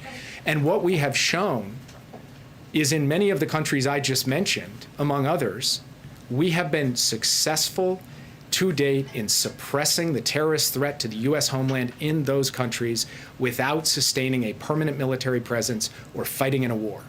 And that is what we intend to do with respect to Afghanistan as well. So this is not a question about whether we're clear-eyed about the terrorist challenge from Afghanistan. It is about whether the terrorist challenge in 2021 is fundamentally different from the terrorist challenge in 2001. We believe it is fundamentally different, and we need to be postured effectively to deal with the terrorism challenges we find it today as opposed to 20 years ago. Just wondering, can you shed light on the decision to leave behind Blackhawks and other equipment, how that fits in with the contingency plan the U.S. had? Leave behind Blackhawks and other equipment. Why give the Taliban access to state-of-the-art equipment that they could either use to bolster their own defenses or to sell off to other countries? This is, I think, a very good example of the difficult choices a president faces and a Secretary of Defense and a Secretary of State and a National Security Advisor face in the context of the end of a 20-year war.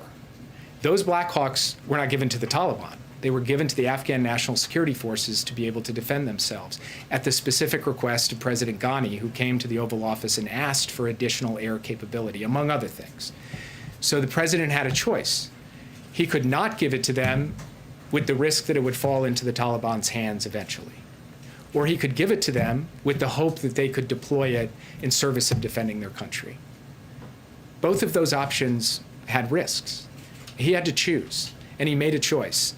And from the point of view of that particular narrow example to a much wider range of examples that we contend with, at the end of the day, what the president has focused on all the way through here is trying to take the information that's been presented to him, the risks, costs, and benefits, and make decisions that were in the best national security interests of the American people.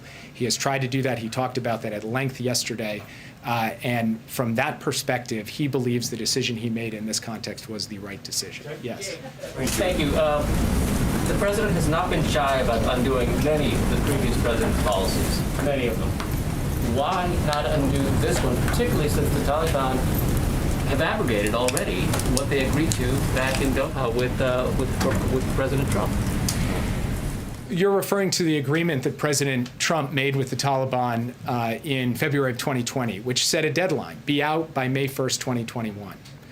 Walking away from that was not just kind of a cost-free proposition for the United States. On May 2nd, the Taliban offensive was going to start.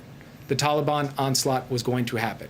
And the question facing the president was, would increasing numbers of American troops be in the teeth of that offensive, or would we draw it down and try and give all the capabilities necessary for the Afghan government and the Afghan army to step up to that? That is the decision that he took. That is the situation that he was placed in with a mere 2,500 troops in country when he took over. This was a choice between dramatically ramping up forces to fight or drawing them down to end our military involvement, and that's the choice that he made. Yes. Jake, the president said yesterday that he urged Afghan leaders to engage in diplomacy and seek a political settlement with the Taliban, but, quote, this advice was flatly refused. Does the president feel he had a willing partner in President Ghani? Look, I would just say the president was reporting the facts as they unfolded. I'm not going to characterize anything about President Ghani at this point, who is no longer a factor in Afghanistan, and I don't think there's much merit in me weighing in more deeply on him. Yes. Mr. Sullivan, sorry to labour the point here, but we're speaking to Afghan citizens who supported the American mission in Afghanistan, who are now terrified for their lives. Can you confirm that when it gets to August 31st and your troops leave, will you abandon them or will you stay and save them? Our plan is to safely evacuate the people who worked with the United States, who are eligible for special immigrant visas, which is a generous program set up on a bipartisan basis by our Congress. We have identified those individuals and families. We are making provision to have them come to the airport and get on evacuation flights out of the country. That is what we are going to do between now and the end of the month. Yes. Thank you, Jake. One question, going back to President Ghani. Have any top officials of the Afghani government, the former Afghani government, made requests for asylum in the United States? And would President Ghani and Vice President Abdullah, among others, be welcomed in the U.S.? I'm not familiar with any such requests, and I'm not going to get into hypotheticals. Yes. Thanks, Jake. With the President at Camp David, can we, the American people, expect to hear from him in the coming days as the operation to get people out continues? I'll leave it to Jen to answer that, but yes, you will hear from him in the coming days. Yes. President, thanks for taking my question. President Biden was expected to refer the damage caused by the previous administration to the NATO. The way the withdrawal was carried out added new strength to the alliance.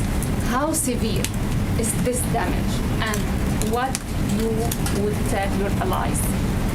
President Biden has a long and deep history of solidarity and commitment to the NATO alliance. His commitment to Article 5 is rock solid and sacrosanct.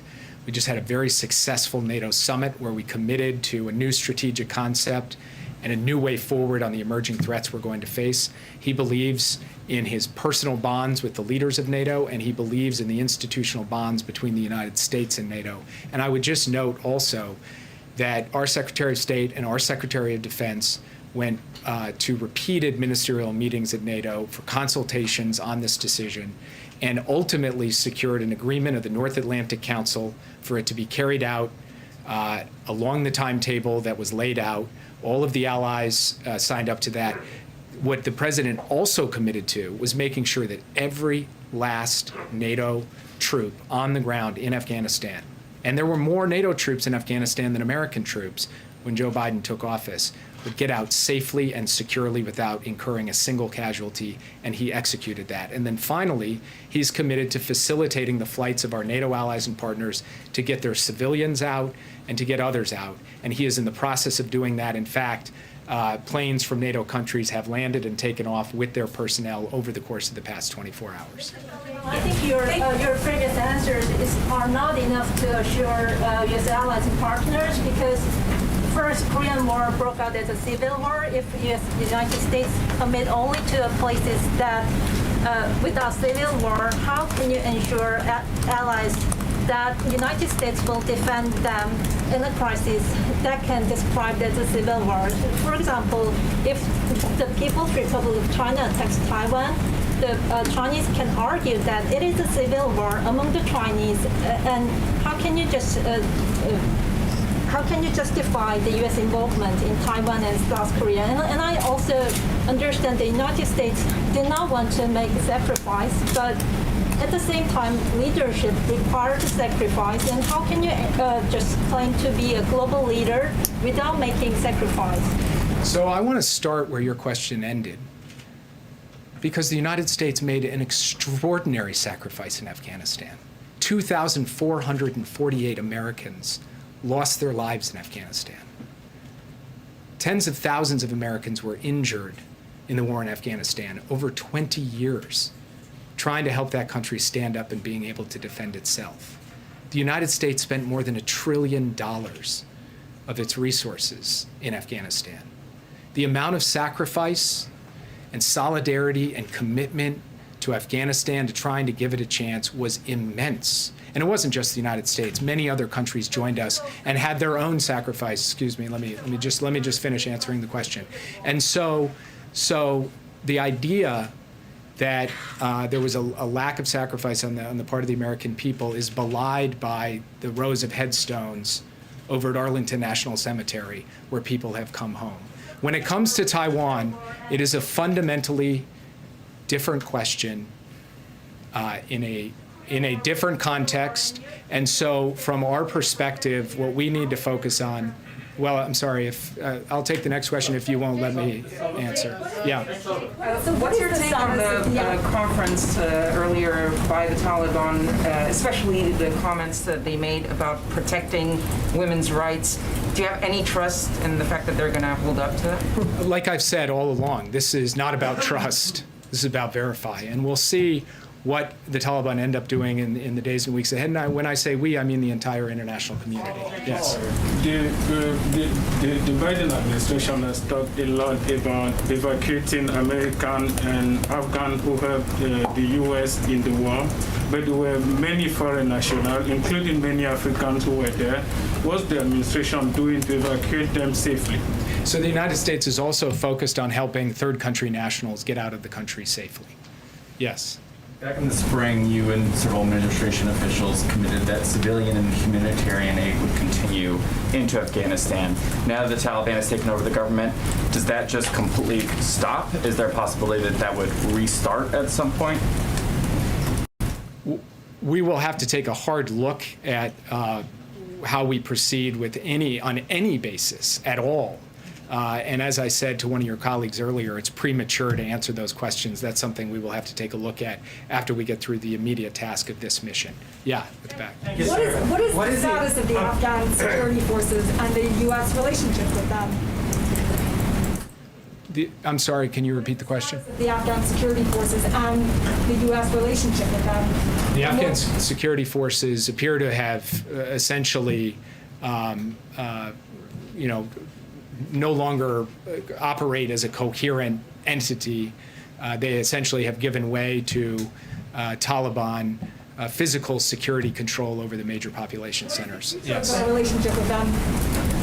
Follow-up question on follow-up question about the Taliban saying they'll respect the rights of Afghan women. What tools does the United States have to hold them to this pledge? And if not, what does the U.S. plan to do? So standing here today, I am not going to go into the full panoply of things that we can do, but there are obviously issues related to sanctions, to marshaling international condemnation and isolation, and other steps as well. But the reason I don't want to go into great detail on it is I want to be able to have our team communicate directly to the Taliban both what the costs and disincentives are for certain types of action and what our expectations are. That is a conversation that we will intend to have, and I think many other countries, including like-minded allies and partners, will be having that as well. Yes. Thank you, sir.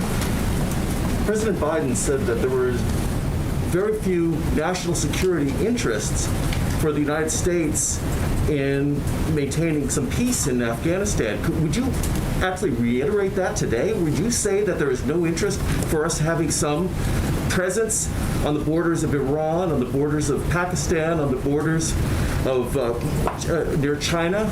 Would you, or Tajikistan? Would you say that we should just give that up? I would say that the president does not believe that the United States should be fighting and dying in a war for the purpose of sustaining American military boots near Tajikistan or Pakistan or Iran. No, I would say that that is something that is not. What you just laid out as a national security interest, we would not agree that it is right to ask American soldiers to risk their lives for the purpose of maintaining a presence near Tajikistan.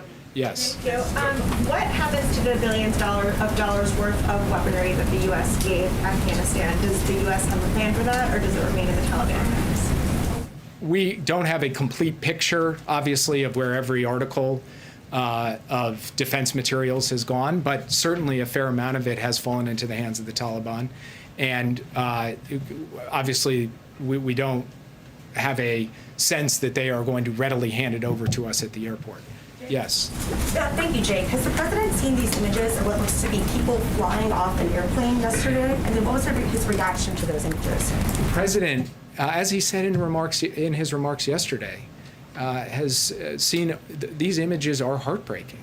And as I've said repeatedly today, the human toll of the end of this conflict in this way is real and it's raw. And it's hard for any of us. You guys are journalists, I work in government, but we're also people. And this is tough stuff. There's no doubt about it. But these are hard choices, too. And at the end of the day, the president had to make a hard choice about whether to avoid some of those human costs. The United States continues to send thousands of troops to fight, and some of them die and take casualties.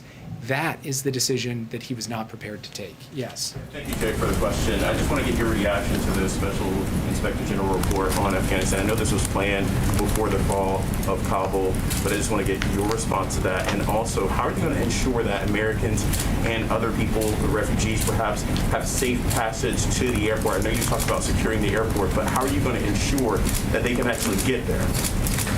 So as I said before, we have been working, engaging, coordinating with Taliban elements on the ground to ensure safe passage. We will continue to work that issue day by day until we've completed our mission. And what was your first question? Your reaction to the Special Inspector General report on the Afghan reconstruction that basically essentially said that administrations were not prepared to come up with a concrete plan for the reconstruction of Afghanistan. Look, one of the findings of that report was that 20 years, hundreds of billions of dollars spent, huge number of forces trained, huge amount of capabilities provided, huge amount of advising and assisting, and you had a security force that at the end of the day was not prepared with the will to stand up and fight for itself. And that is the collection of decisions taken over the course of many years. Yes. Jake, thank you. While we have you, can you address the situation in Haiti? 2 questions regarding that.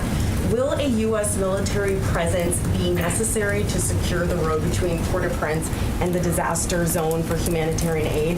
And then secondly, does the earthquake in Haiti affect the administration's view that elections should be held there this year? So on the second question, it's too early to tell what the impact on the political process of the earthquake is. We are in the process of assessing that.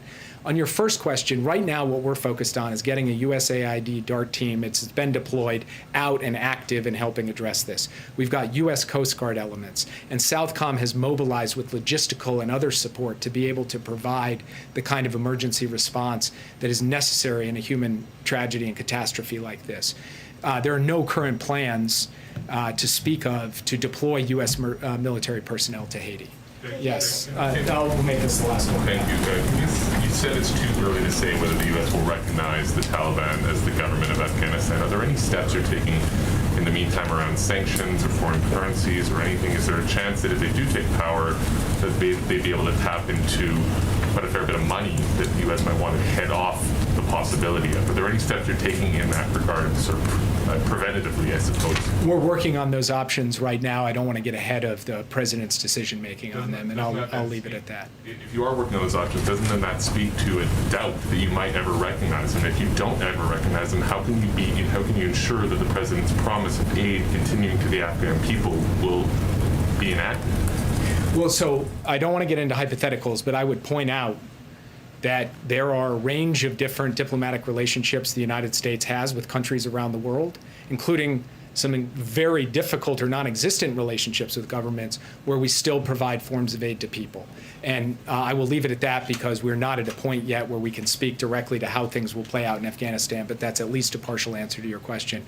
I know you guys have many more questions, but I think probably your patience with me is also wearing a bit thin. So I will leave it at that and get back to work. Thank you. Take my question. Thank you. COVID safe. I just have a couple of additional updates for you. Some of which was provided by the Department of Defense this morning, but I wanted to make sure you all had this information as well. As you may have seen, the airport, and as Jake noted, is currently open for military flight operations as well as limited commercial flight operations. And throughout the night, 9 C-17s arrived delivering equipment and approximately 1,000 troops. Additionally, 7 C-17s have departed. These flights lifted approximately 700 to 800 passengers, and we can confirm 165 of these passengers are American citizens. The rest are a mix of SIV applicants and third country nationals.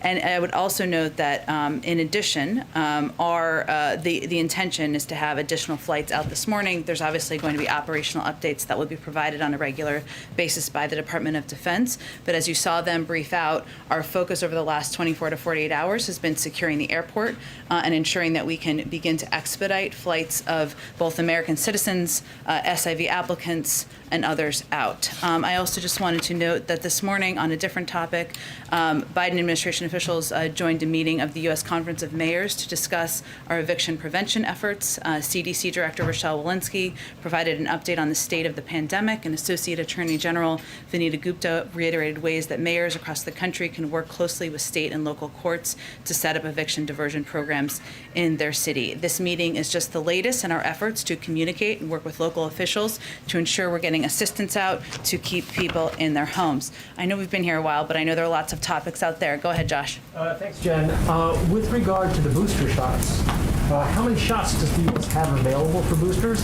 And will supplying boosters have any impact on U.S. vaccine donations around the world? So let me first note that tomorrow the COVID-19 team and our health and medical experts will host a briefing and we'll discuss next steps as it relates to boosters.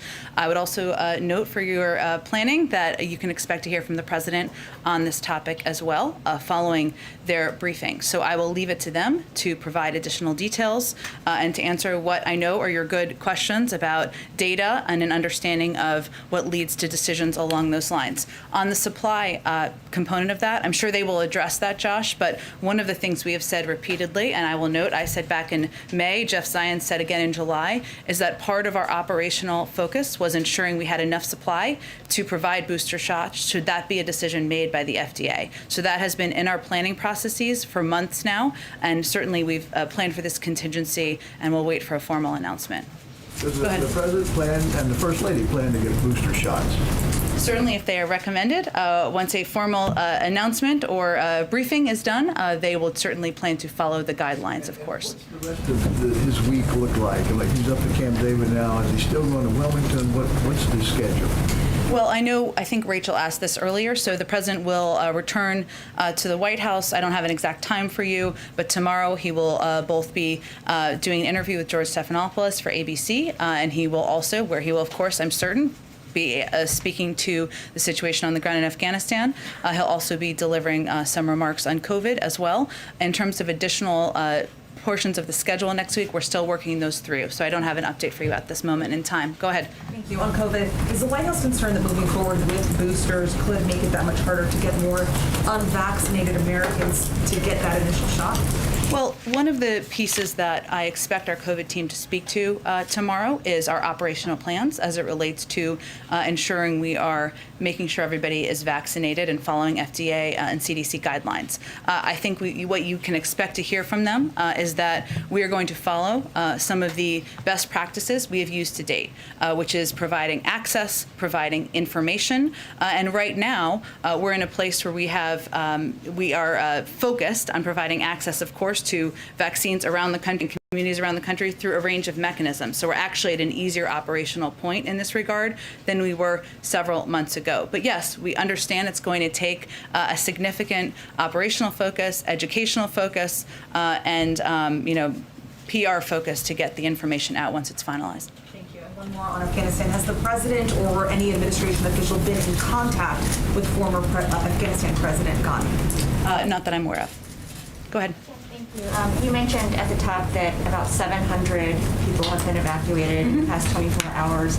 Pentagon officials, including Press Secretary John Kirby, expect that number to increase to 5,000 to 9,000 a day. Can you talk about what needs to happen between now and then to ramp the number up, and when you expect to hit it? Sure, Wijan, it's a good question. I think what I had been referring to just a few minutes ago was the fact that our focus has been on securing not just the perimeter of the airport, but also operational capacity at the airport, which of course is a Department of Defense operation they're overseeing in coordination with the State Department. And so because we've had success in that regard. We are hopeful and expect to expedite additional flights out. So that was not the place where we were at this time yesterday, and given we've made progress in this regard, we are hopeful to increase the number of people, American citizens, SIV applicants, and others that we can get out of the country.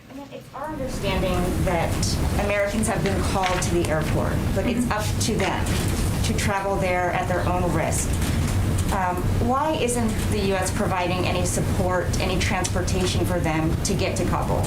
Well, I would just go back to what our National Security Advisor discussed as it relates to the Taliban and discussions with them about safe passage for people who are coming to the airport. We've also seen, I don't have an exact number for you, I'm sure the Department of Defense and State Department can provide that, but a large number of American citizens and others making their way successfully to the airport over the course of the last 24 hours. Just one more. I know we all tried to ask Jake this question, but can you offer any guarantee to the Americans and Afghan allies that if they remain there past the end of the month, U.S. troops will help them evacuate past the end of the month? Weijia, our focus right now is on doing the work at hand and on the task at hand. And that is day by day, getting as many American citizens, as many SIV applicants, as many members of a vulnerable population who are eligible to be evacuated to the airport and out on planes. And we're going to do that in an expeditious fashion. That is the focus of the President,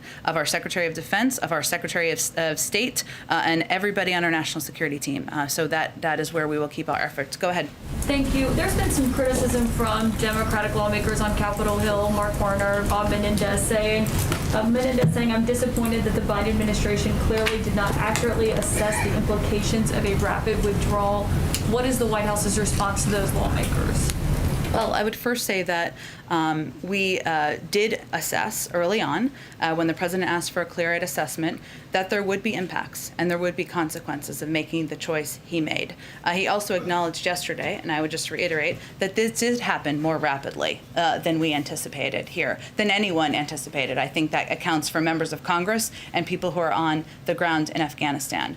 And what our effort is now is focused on moving as many people out as we can from the country. But I would also note and reiterate to anyone who's a critic that any president has to make difficult choices as commander-in-chief, as Jake Sullivan just said.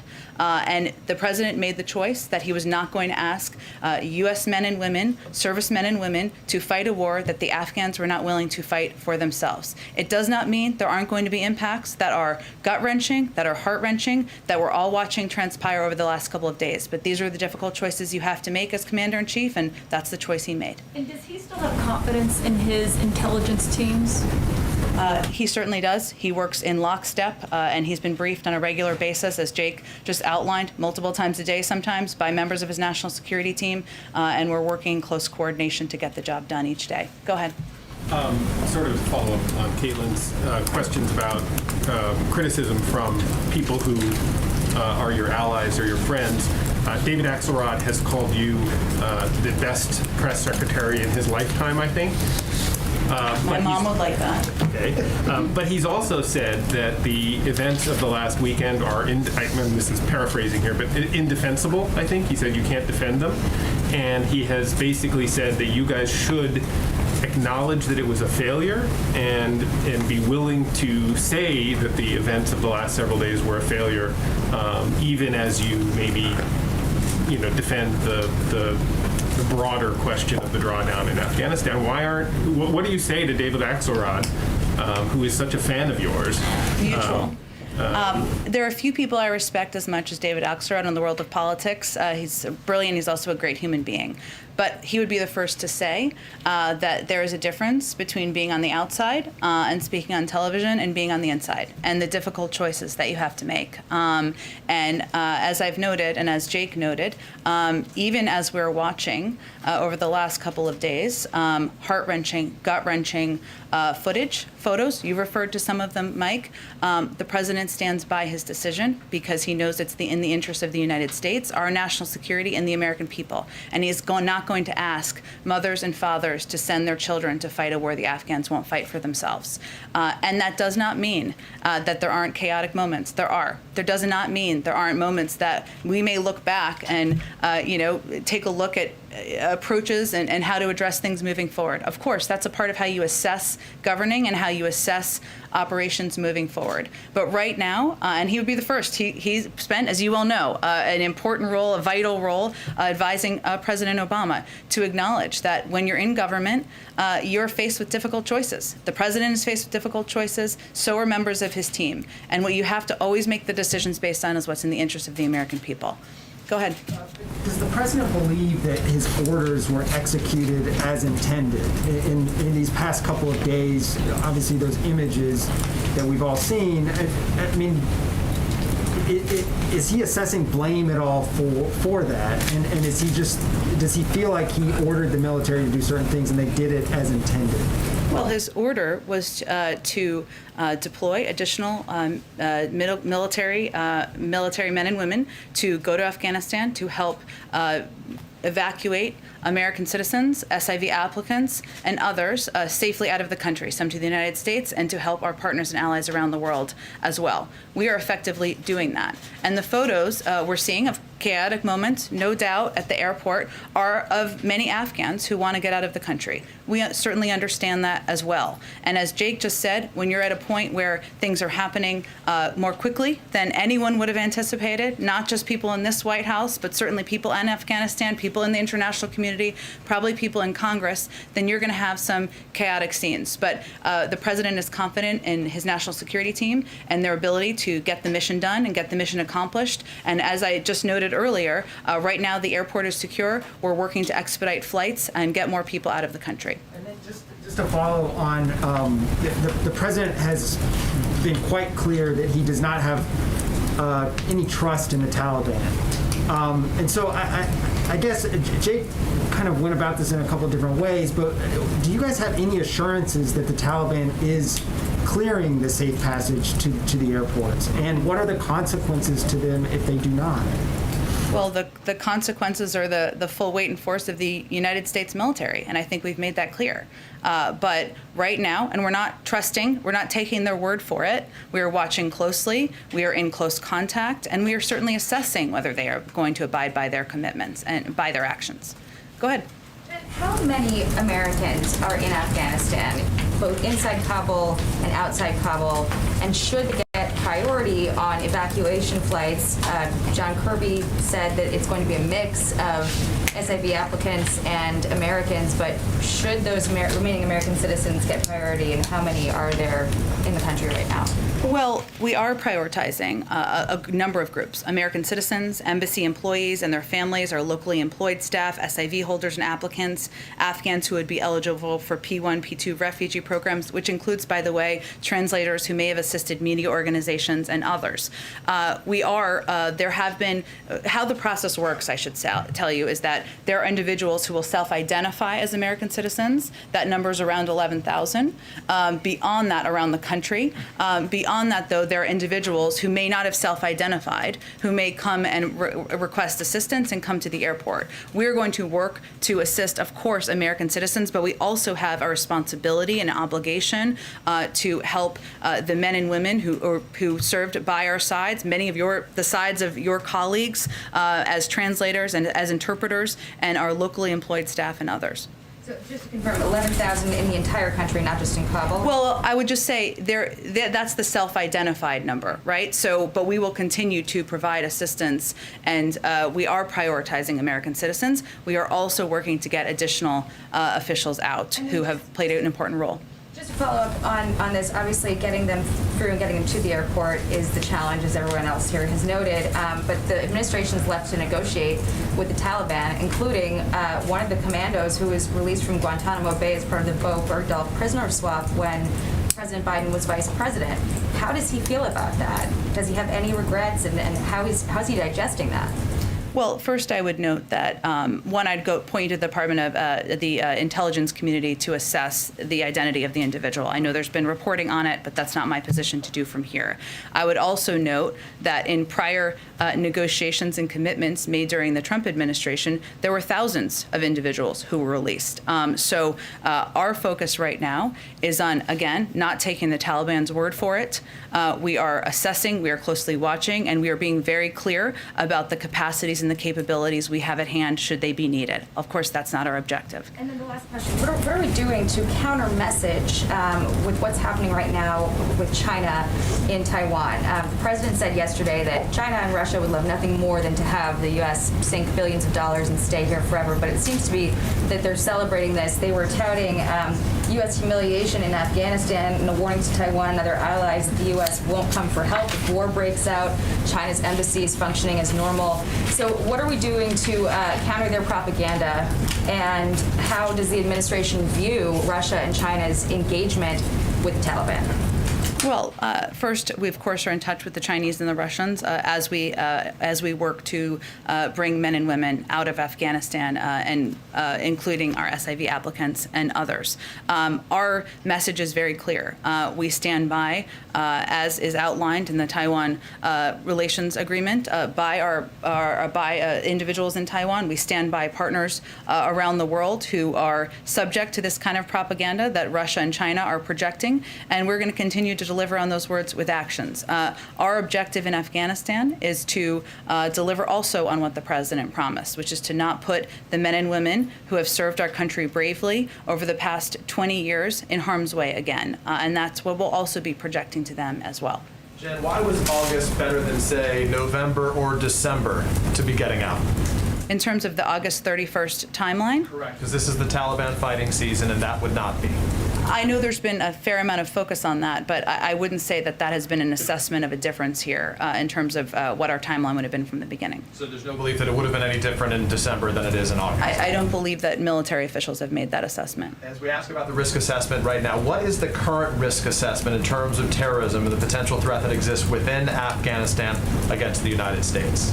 Well, I think as the president conveyed yesterday and also conveyed back in May, part of our objective here was to make sure we had the resources to fight the counterterrorism threat that has changed over the last 20 years, wherever it is. And that has not been emanating from Afghanistan in the way that it was 2 decades ago, which is understandable. We have a range of capacities, over the horizon capacities, as well as capacities where we do effective counterterrorism operations in countries where we have absolutely no presence in any way at all. We will continue to watch closely, continue to assess, but I'm not in a position, I'll leave that to our intelligence community to provide an update on. Go ahead. You said just a little bit ago that, if the Taliban does not agree to these safe passage agreements or conversations, that the consequence will be the full force and weight of the U.S. military. What exactly does that mean? Does that mean there's a scenario where we go back in? That means that we have been clear, and I think my colleagues at the Defense Department have also conveyed this, that we have our own capacity, military capacity from here. Obviously, we have worked with them to ensure safe passage. That's where our objective is. I'm not going to outline or detail it further. And one more. You said, the administration said that the evacuation efforts were stalled in part because some Afghans did not want to leave earlier. They wanted to stay. Mm-hmm. Do you have any specifics on this population? Exactly how many Afghan allies are we talking about who were eligible to leave but chose to remain? It's a good question. I can see if I can give you a greater assessment of that. What I can tell you is that of the initial numbers of SIV applicants that were granted visas, there was a good chunk of that number who did not take advantage of those visas and depart. Now, that does not change our commitment. That does not change our obligation. But it's just an important component of the story of the last 6 months. Go ahead. 11,000 you mentioned, just for clarity, those are 11,000 self-identified people in the country not who want to leave. Do you have any indication of how many Americans are still trying to get out of Afghanistan? I can see if there's a greater assessment. I would point you to the State Department on that, though. They'd have the most up-to-date numbers. Do you have a total number of people overall, including third country nationals and Afghan nationals, who you want to get out over the coming days? Again, there are a number of prioritized programs. I think we've given out some numbers in terms of, if you look at SIV applicants, we have about 22,000 spots at military bases here, an additional 8,000 in third countries. Obviously, we're going to work to assess and make sure we get, and we work to get as many people out as possible who are eligible for those programs, as well as, of course, separately, American citizens. But I don't have a number or an update for you on the total. Sorry, I know they're going to announce this tomorrow, but are we talking about booster shots for everyone? And if so, why should healthy young Americans be getting a third shot when so many in the world don't have a first shot yet? Well, they will provide a briefing tomorrow on what the recommendations are, and I encourage you to ask a question, as I'm sure you will ask a question at their briefing, Josh, as you've been following this closely. I'm not going to get ahead of their announcement or the president addressing this tomorrow, but I will tell you that we believe that that is a false choice. We can do both, and the United States is far and away the biggest contributor to the global supply, the global fight against COVID. We will continue to be the arsenal for vaccines around the world. We also have enough supply, and we have long planned for enough supply should a booster be needed for the eligible population. Go ahead. Thanks, Jen. The National Security Advisor said when a civil war comes to an end with an opposing force marching on the ground, there's going to be scenes of chaos. There's going to be lots of people leaving the country. But my question is, why didn't you have a better plan to secure the airport? How could you not anticipate crowds of people rushing the tarmac and overwhelming limited security if there was a contingency plan in place? Well, first I'd note something that Jake Sullivan said and John Kirby said, which is, and I'll probably butcher their iteration of it, but basically the best laid plans require adjustment when you get on the ground and see what the situation on the ground is. We have secured the airport in a short period of time. There were initial scenes of chaos, but that has been a priority, and we've accomplished that task. Now our focus is on getting planes in and getting American citizens, SIV applicants, our locally employed staff, some of your colleagues out of the country. But we did effectively do that thanks to the hard work of the men and women on the ground from the State Department and the Defense Department over the last 24 to 48 hours. Okay. Oh, I called on you. Just let me do one more. Thank you. Just two quick questions. I want to follow up. Jake said that the president had not spoken to any other world leaders yet. Why is that? Jake also said that our focus right now has been on operational efforts, which includes coordination at a lower level than leaders and heads of state. And that is our focus on working with third countries to help get their citizens out, or, of course, working with others on the ground to get vulnerable populations out. That's where the focus is at hand right now. And if there is a benefit in the president picking up the phone and calling world leader, he will certainly do that, and I expect he will do that in the coming days. Thanks so much, everyone. Have a great day.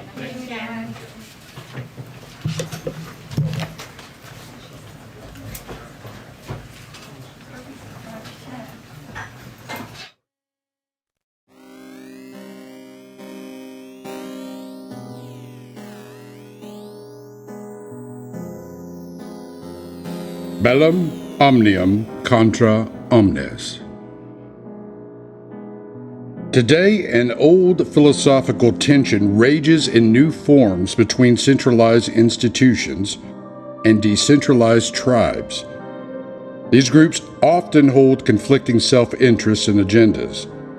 Centralized power seeks to preserve the existing order while consolidating influence, power, and wealth within it. Corruption and cronyism run rampant. Some decentralized tribes harbor benign motives, such as innovating or improving existing centralized systems while removing endemic corruption. Others harbor malign motives. Malicious decentralized tribes seek to destabilize the existing order and all semblance of the institutions that embody it. The goal is sometimes to replace institutions with their own. At other times, the goal is destruction without replacement, creating perpetual chaos. Malicious decentralized actors are driven by subversive ideologies, enabled by digital technologies, and empowered by weaponized narratives. They often operate through asymmetric tactics. Much of the ongoing conflict plays out in cyberspace. There, new methods of decentralization are gaining adoption, including decentralized alliances such as virtual nations, decentralized governance infrastructures such as blockchain, and decentralized economic models such as open source and black markets funded by cryptocurrencies. Despite arguments to the contrary, these innovations can displace the existing roles and functions of traditional institutions. There is a difference between possible and permissible. Many of these decentralized inventions are born of a deep-seated distrust of, or a loss of faith in, institutions. Institutions have failed, in the eyes of decentralized tribes, to deliver sustainable outcomes for all. Mistrust has given rise to a new calculus for decentralized actors. They now perceive there is less to lose by disrupting existing social, political, economic, and cultural orders than to gain by abiding within them. While centralized power maintains absolute advantages in the real world, it's failed to impose binding norms within the cyber domain, despite attempts such as the Tallinn Manual. This has led to a condition of cyber-onomy. The ancient Greek concept of onomy describes an environment of normlessness. Cyber-onomy emerged because a cyber-social contract never existed. Decentralized tribes are exploiting cyber-onomy because they perceive the social contract in the real world, enforced by institutions, to have been breached. The result is a Hobbesian cyber domain wherein we can neither expect from others nor promise to ourselves the least security. In this new world, increasingly governed only by brutal realism arising from conflicting self-interest, institutional denial of reality is futile. Inaction is ill-advised, and ignorance could mean extinction. The choice is simple: adapt or perish.